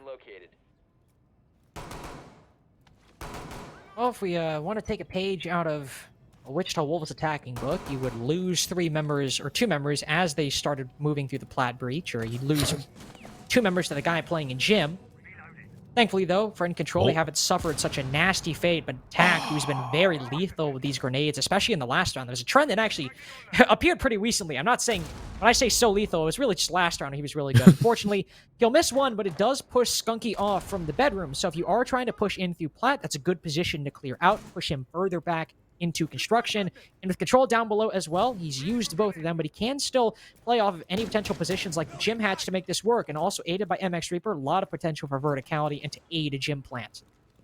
Yeah, it's a big one too. Using that skeleton key to try and destroy and push out people in bathroom as well. At least get rid of some of the things on the bathroom wall so you can open it up. Though Chipmac here trying to go for a flank to try and deal with this because he now can understand there's not only grenades but a skeleton key below. That's a lot of difficulty for now those anchors to push on site. So grenade comes out, looks like maybe a caught by something, actually will explode so they can open up. So looks like trying to destroy either the person or the utility inside the bathroom. Impact trick, great impact trick from JJ that destroys the Selma charge. Another one comes out, doesn't have the impact ready for it. He will throw it, does it destroy a second one? Does destroy a second one, and that's the rest of a Selma, so they can't open up bathroom. Hold on a sec. What's up? Where's the defense? What do you mean, where's the defense? There's 2 players inside a bathroom. Or 2 players inside a bedroom, 1 player in construction. Okay, I see, okay. I didn't know where the logistics player was, but unfortunately for here, a little bit spread out for the defense right now. There's plenty of room for Ink to push up, but thankfully the time is on the defensive side. The big guy sprints directly into the main stairs push. It's still even out, and JJ holding in bathroom control, and hit a Skunky as well in gym, now only on to JJ. This could be the big position. The players all present an opportunity. He whiffs on all of them. Trev, now the only one left after Chosen falls. He's got a denied flip. He downs him, and he does it at the last second. He saves the qualifier. JJ still has a shot. He just has to win 3 more rounds in a row. We still have to climb a mountain to get there. I just saw that he was running towards the hall. I'm like, just stop the plan. Shoot the guy. Shoot the guy. That was crazy though. That was, Incontrol Nation doing their best from below, trying to open up that bathroom wall from below using the buck, the skeleton key, and the grenades, but they weren't quite successful. And since they couldn't open up bathroom due to the impact tricks, they had to go main stairs, try and take fights, and you saw they actually were able to take fights, win a lot of them, and then try to make their way into gym and get that plant down. But as you saw, there was 0 time. They literally got that plant down at like the 0 mark at that point. And because of that point, you can see one person just runs through that hallway, kills one of the person covering them, and kills the planter or downs them. And that's the round right there. So good job for Wichita Wolves to somehow claw their way back in that round, despite how well Incontrol was just winning those gunfights, despite the fact they couldn't open up bathroom. So we go on to our next side. We go back downstairs to Church and Arsenal. And well, last time was not, well, actually was kind of a, Dude. Yeah? Last time this round was in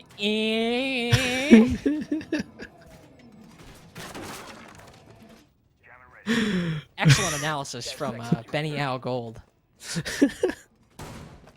I mean, in all seriousness though, this round actually for Wichita Wolves was pretty wasn't great. They had players playing inside a bar very loosely. It was mostly just a concentrated sight hold, but they left the bar hatch soft. And so since Incontrol Nation were only running 1 hard breacher, which by the way, they still are only running 1 hard breacher, and that's the guy who can only open 1 hatch, and it takes 2/3 of his utility to do so. Well, they're running the Maverick. You can't say that. Oh wait, no, they are bringing the Maverick. I just realized. Sorry. Well, let's say what? Sorry. It's been a long night. True. He is using one of them to open up the plat wall, so it is still, Benny, I will say, it is still a little bit weary. If you want to open up any of the site walls, you basically need to try and allocate the most of your Maverick torch, or just open up 1 or 2. Because for Serve, if you want to use him to open up, you have to use all your Selmas.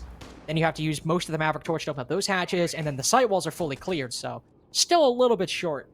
Well, also too, last time they played this site, the big thing is the fact that he used all Selmas to open up that tri-wall in Church. and he already used one on that plat wall, so they're going for a different play this time. Also, the Kai's and the board shoots, they can't even get the wall open. They've brought both the mute jammers and the electric claws. More importantly, there's also nobody on the top floor, so Yeah, that is an roaming. angle watching nothing. Yeah, so I don't know why they even, if they droned it out and they found nobody up here, there's no vigil on the board, there's no mute, or there's no Mozzie pest up there, so why are they using utility on this top floor? Don't know. It is unlucky because it's going to waste a little bit of time as well. Half of the round has gone, and there's just no progress whatsoever inside a bar. They were at least able to open up the hatch last time and start pressuring via main stairs, and as you said, using those Selma charges to open up the church wall. Not a single hatch has been opened. There's still Trevmac who can impact trick the kitchen hatch. The blue hatch is cated, so Dunny has to push down and just try and take the gunfight with JJ or hope he peeks. Badger's finally opening up the moto hatch, but again, that's still going to be another 10-15 seconds before you're in any position to make any kind of play on that side of the map. Serve is in a good spot to use those Selma charges, but again, with all of that cated and a mute jammer as well, Inc are effectively locked out of the site and need to just push through these doorways and hope that Dunny's play inside of blue opens things up, because if he gets shut down and they're pushing into these doorways in the 4v5, it's going to be a Wichita Wolves round. Yeah, they can't get anything open. At least they're able to destroy the electric claw, actually, so they actually can't open this wall. Looks like they're able to get rid of both the new jammer and electric claw. Chosen with a great shot on the Badger to start us off. So this tri-wall is partially open now. But again, they have to get picks now, and they're already down a man. C4 outgets the player next to him. Great C4. Chosen with the kill of his own with the bearing 9. Serve takes one back on a Skunky, but still looking great for Wichita Wolves in this round. Serve's trying to pop off, though, but he's back. Again, blue is still big contention here. They have control blue. They can pre-fire and stop people pushing through from Moto. Big guy's also playing right by the bar, and down he goes. JJ takes out both. Wichita Wolves slowly but surely they're clawing their way back. 2 rounds in a row, that's all you, well, that's not all you need, but at this moment, you just got to take these 1 round at a time. Don't get bogged down in the macro details of the 6-4 coming from a 6-2. You just got to say, okay, got to play the round in front of us, got to tackle the attack we're dealing with, and thankfully, since they have the defense, they don't have to be aggressive, make that first move. It is nice, it is beneficial. Please tell me JJ do not disconnect again. Oh my god. Oh, good. Okay. Okay. Whew. Ooh, That would have been that's unlucky. scary. Thankfully, we're still in the prep phase, though, so maybe he could have paused, let him come back in. Maybe, Six but pick. they used it already. Oh, that's true, they did. Yeah, so. Yeah, well, we'll just hope that doesn't, we don't have So- Chekhov's rehost. Yeah, exactly. Well, we're going to CCTV and cash our next site here for Wichita Wolves, and this is a site they haven't played yet. A site that's been, they played it on their attacking side. They won it though, so that's not a good sign when it comes to their defense. Yeah. You also see JJ 6-pick from the Echo to the Wamai. It's a nice 6-pick in that the attack might be a bit weary of the Yokais, but it's into an operator that is frankly probably one of, if not the most common op on a CCTV and cash defense. If you're holding Garage, 9 times out of 10, if you have a Wamai on the board, he's going to be the guy playing Garage. And it's something you should usually anticipate, just trying to be cognizant with your burn. The moment they drone out Garage, if it's an element of Ink's take, you'll see the Wamai and know that, okay, we have to be a bit more diligent with our burn and make that happen. And thankfully, there is quite a bit for Incontrol. They have those 3 flashes for MX Reaper, those concussions as well, but I do actually believe, it actually might be a little bit hectic, because beyond those 3 flashes and those 2 concussions, we're going to start delving into pretty necessary utility to try to deal with all of those ADSs and magnets if Ink went to clear out Garage. No, yeah, because they have the 3 flashes, and I guess if you use both the impacts, the concussions, and the lifeline. That's true. I guess I was assuming you'd save the impacts for, say, the deployable shield for Trevmac, but you could use those to burn as well. It depends. It depends on what they want to dip into to actually deal with JJ. If they go for that, though, but I would assume they go for that, seeing as how much is put on this massive beam side. They're only the reinforced jacuzzi. Big guys playing between both, sites right now. So it would be, I guess it wouldn't be crazy to see them push this, but it would cause quite a bit of utility to do so. Tax already open up, looks like open the hatch into Logi. So they can at least open up at least a start if they want to push that side of the map. And they've already opened plat. Great job from Wichita. Good job from Incontrol Nation. They've opened up with the Maverick. They have control of that, and the drawing things out, seeing what's going on, and seeing what they want to plan for. Because at this point, it would seem like the more fruitful plan to go for. At least maybe not as much of a hassle to go for that Raptor side with how much is on that Master side.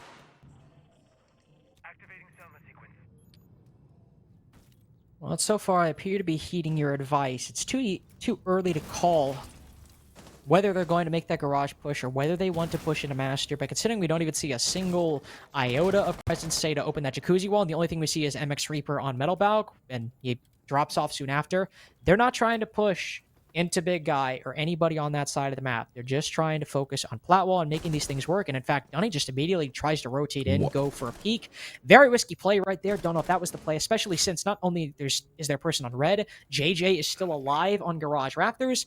He'll thankfully push back out. We don't have to worry too much. But here's where things could get interesting. We have TAC and MX Reaper both below. With MX Reaper, you have those skeleton keys. You can start opening up the hole inside of Cash. With TAC, you have the nades as well. So far, beyond that, barely any work's been done to take down JJ, but they have done work to get the opening pick. TAC has a good grenade once again. He's been throwing good grenades in his attacking half for his team. It looks like Raptors is the play here. JJ is staying alive for as long as possible. Grenade comes out, doesn't get caught by the Magnet. Actually looks at the Magnet display, just bits late, but he's still living. Doesn't take much damage. And there's nothing left to open up a single wall, though. Still gets a great kill on a Dunny. And oh, Mammoth Reaper does get called from his team to take out Chosen on the flank.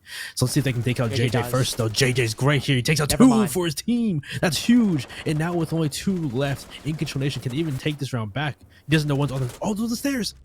Oh, no. I will say, though, JJ did the absolute most there. He takes down both of them, single-handedly stops the garage push. This could be the game. Skunky almost loses his life. No. He does lose it in the end. This could still be it. Trevmac has to do the most. He's got one. He goes for the kill. Serve rounds it out. The comeback is not real despite JJ's best efforts on garage stairs. The Lord was on one team's side today, but it was not his. Incontrol are the final team to qualify. Number 16 for SCS Season 6. And JJ, for another league, will have to sit this one out amongst the peanut gallery. And yeah, we were 0-4 today on our predictions. We were 0-4 today on our predictions. However, I will put an asterisk next to that in that I did think that Soup could upset Outlast. True. And I said that it was fairly even between Okami and Windstorm. So I say I have 0.75 points. The asterisk is worth 0.7. No, one asterisk is worth 0.5, the other's worth 0.25. Ah, okay, I gotcha.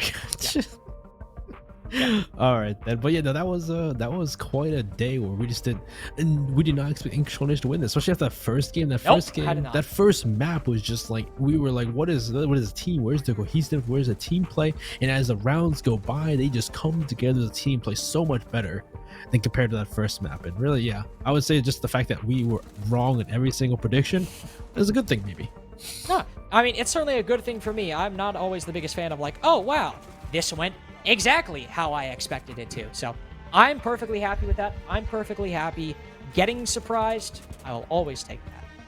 But that does mean Incontrol Nation, as you said, the number 16, their coordination increased over the course of the entire series, and it's fitting that we ended on map number 3, where nobody was really putting in too much work than the others. Everyone seemed to have their play. You know, some people had less kills than others, some people had less impact than others, but overall, I feel like it balanced out pretty well in the end. That's exactly what you want to see. But of course, I feel like, especially in that final map, TAC certainly did quite a bit to help their chances overall. MX Reaper in the series overall, Badger too. They were definitely 3 of the big ones, but everyone really on Incontrol on that final map was doing quite a good job, and they should be happy with their performance, especially after Benny and I were a little bit worried for them going into the day because of the map we cast. Yeah, I definitely was worried there, but it's great to see it. The team came together. People were doing their jobs to the T, and they're working together as you'd want to see in a comp game. So I was 100% happy to be proven wrong. 100% proven happy. And now, since I actually didn't expect us to be the final game of the night, I thought we might, cut to one as it was still going on. We can take a look at the completed bracket. See who all made it, who all failed to live up to the task, and who are your 4 teams, your final 4, to make up numbers 13, 14, 15, and 16 for SCS Season 6. From the teal bracket, we have Incontrol Nation. For the green bracket, we have Soup. For the red bracket, we have Slat Kami. I hate my life. And for the orange bracket, we have Aerial Arise Academy. Important distinction. It's not Aerial Arise. Aerial Arise are also in SCS Season 6. The CL team with Kento Gomez and Kyle Wimpy. Wait, which group did Aerial Rise Academy get into? They get the same group as the Aerial Rise? I highly doubt that's the case. That would be funny. So funny. That would, oh my god, I could die happy if that happened. Everyone rides for cereal. No, I'm pretty sure, correct me if I'm wrong, I think the teal group goes to like group 1 and then it's, left to right. I actually have no clue. I'm not gonna make, This tells us. We can see. Look at that. And I was right. It is left to right, or top to bottom in that case. Oh, So, because the color coded. Yeah, I guess. Yeah. Inc. will go to Group A, joined by Aerial Arise, the real team, Two-Faced, Achieve Esports, and, Inc. Soup will go to Group B. They are joined by One Shot, Aqualix, and Eclectic. Still cannot believe they made it in. Good looks to the boys. Third group, Group C, IF, Investigation File, Karn & Co., Mystic, and Slat Kami. I hate that name. Group D, Wichita Wolves, Nocturne, Surf, and Aerial Arise Academy. Benny, out of all of these, which one is looking... I feel like everyone always has to ask, which one is looking like the group of death? And clarify, by group of death, I don't mean the one with all the best teams. I mean the one that is like the closest. Closest. Like the most competitive within that group. I might probably go with D, actually. That is what I was thinking as well. I was thinking Group D. D I for think, death. You always love it when it works out like that. You get that little little acronym right there. Yeah, I'd also agree. I think Group D is definitely the one with all the closest competition, especially because Wichita Wolves and Nocturnes, both two CL playoff teams, both struggled in playoffs. Wichita Wolves, oddly enough, didn't win a single map. Obviously, they brought on Reed since then, a little bit different. But they have Aerial Arise Academy, who still don't really quite know what to expect from them. I'm going to be honest. I was, up until SCS Season 6, pretty sure that 80% of that team just didn't like the game anymore. Now they're here. But the big one to look out for is Surf, the underage team that simply cannot be stopped, it seems like. So going up against Wichita Wolves and Nocturnes, Surf definitely seem to be a step ahead of the rest and head and shoulders above the rest of these T3 teams. So going against Wichita and Nocturnes, I feel like we could definitely see maybe even some upsets over those CL teams and Surf make a very dramatic one and what is probably the most competitive group. I definitely agree. I would love to see Surf just beat out some of these teams and really show up these CL teams who, they're off season. They're probably just chilling, thinking they're gonna practice a little bit before the next CL season when it comes. But to be showing up and be thrown against the wall by these amateur teams would be a surprise to many of them. Well, as we're starting to wind down, we're looking back on all the exciting ongoing stuff, not just Qualifier 2, but Qualifier 1 as well. We can reminisce a little bit. We have a play of the day for you, powered by Mike and Ike's, the fruity, chewy flavors that always bring you the non-stop action. Is it a pretty sweet play? Or is it, coincidentally, like the Incontrol game, MX Reaper killing everyone below? No, it's Nat's ace on Cafe. You can see. Oh, yeah. This is pretty crazy. Just taking picks. It's the first pick on to Pac-Rat just exposed himself to the window. We did not see that. But she just walks around, not aware of Nat's long angle. I'm assuming Nat just jumps in. I think Nat just jumps in at this point, takes control of piano, I'm assuming. I can't remember. I actually can't either. It was kind of the second round we casted today, and that was at about 6:45, and it is currently midnight my time, so a lot of things have happened in between now and then. Similar, actually, great play that happened. Honestly, these are probably, I would guess, the top two contenders would be that, and also... Oh my god, who jumped out as Alibi on Cafe again, Benny? No, Nacho. Is it Nacho? Okay. That was also a really good play that happened on this map. Obviously, this is not the one we're looking at. We are looking at Nat right now. Okay. Now I'm starting to remember this. Okay, yeah, he starts pressuring inside of Christmas, and I think... How many kills did he get there? Oh, no, wait. Does he? I don't even remember. You know more than I do. I know for this play they went for a heaven play instead because they went for the same play last time and they're ready for it. And he just walks in a bar. I guess he kills everyone. Oh, yeah, no, never mind. I was completely off base. I have no idea what happened in this. It's been a while. It's still obviously a very good play. Nat single-handedly not only opening the round up as well. We got a freebie onto Pac-Rat, able to make the entry inside of the site, whereas pretty much everyone on. Oh my god, I'm blanking on their name. Soup. No. Yes, Soup. Soup. I'm stupid. It was Soup. It's been a long day. Everyone on Soup was basically still holding very good positions to stop in the entry onto the site. Nat single-handedly opened things up in what could have been an extremely nasty round for his team. So, good job. Still lost, but good job nonetheless. They won that map. Just that map, though. Just that map. Well, hey, that was got the play today. Got the Mike and Ike sweet play. Sweet play. Nat, good job getting that ace. Who else got an ace today, actually? Wasn't someone else got an ace? I think somebody else might have gotten an ace, but unfortunately I cannot remember. Benny, you know what I do remember? You know what is burned into my memory? What? The great deals you can get at Mavics.com/NerdStreet. It's the gaming chairs that we talked about, and our other great sponsor, alongside Mike and Ike's, as you just saw, who not only sponsor the pre-show, but also sponsor our Play of the Day segment. Mavics Gaming Chairs are our other beautiful sponsor here at SCS Season 6. Go to Mavics.com/NerdStreet and enter the code NSG55. What do you get, Benny? I can't actually remember. What kind of deal? It was like $55 off or something like that. I think it was. Is it? I think it was something like that. You know, I also heard that apparently you can get like AC and like heating installed in your chairs at Mavics.com. AC in your chairs? That's simply ridiculous. That's absurd. Yeah, There's simply no crazy way. like that. You know? That's like a 2070 invention. That's like a Cowboy Bebop. Like they've managed to wrangle together some kind of invention. That's certainly not something we can get. You could be so comfortable in your chair playing Rainbow Six Siege. You just be like on a cloud. Yeah. But anyway, again, thank you to Mavics Gaming Chairs. As Benny said, they have chairs with AC in them. I actually didn't even know that was possible until I heard about Mavics. So that's pretty cool. And if you go to Mavics.com/NerdStreet, you will get, use the code NSG55. You get $55 off your order, as we said. But beyond that, that's it. We're done. Closed qualifier number 1 and 2 have been signed, sealed, and delivered. Your 16 teams are decided. I've been Links, joined by Benny, and you got anything else to say before we sign off?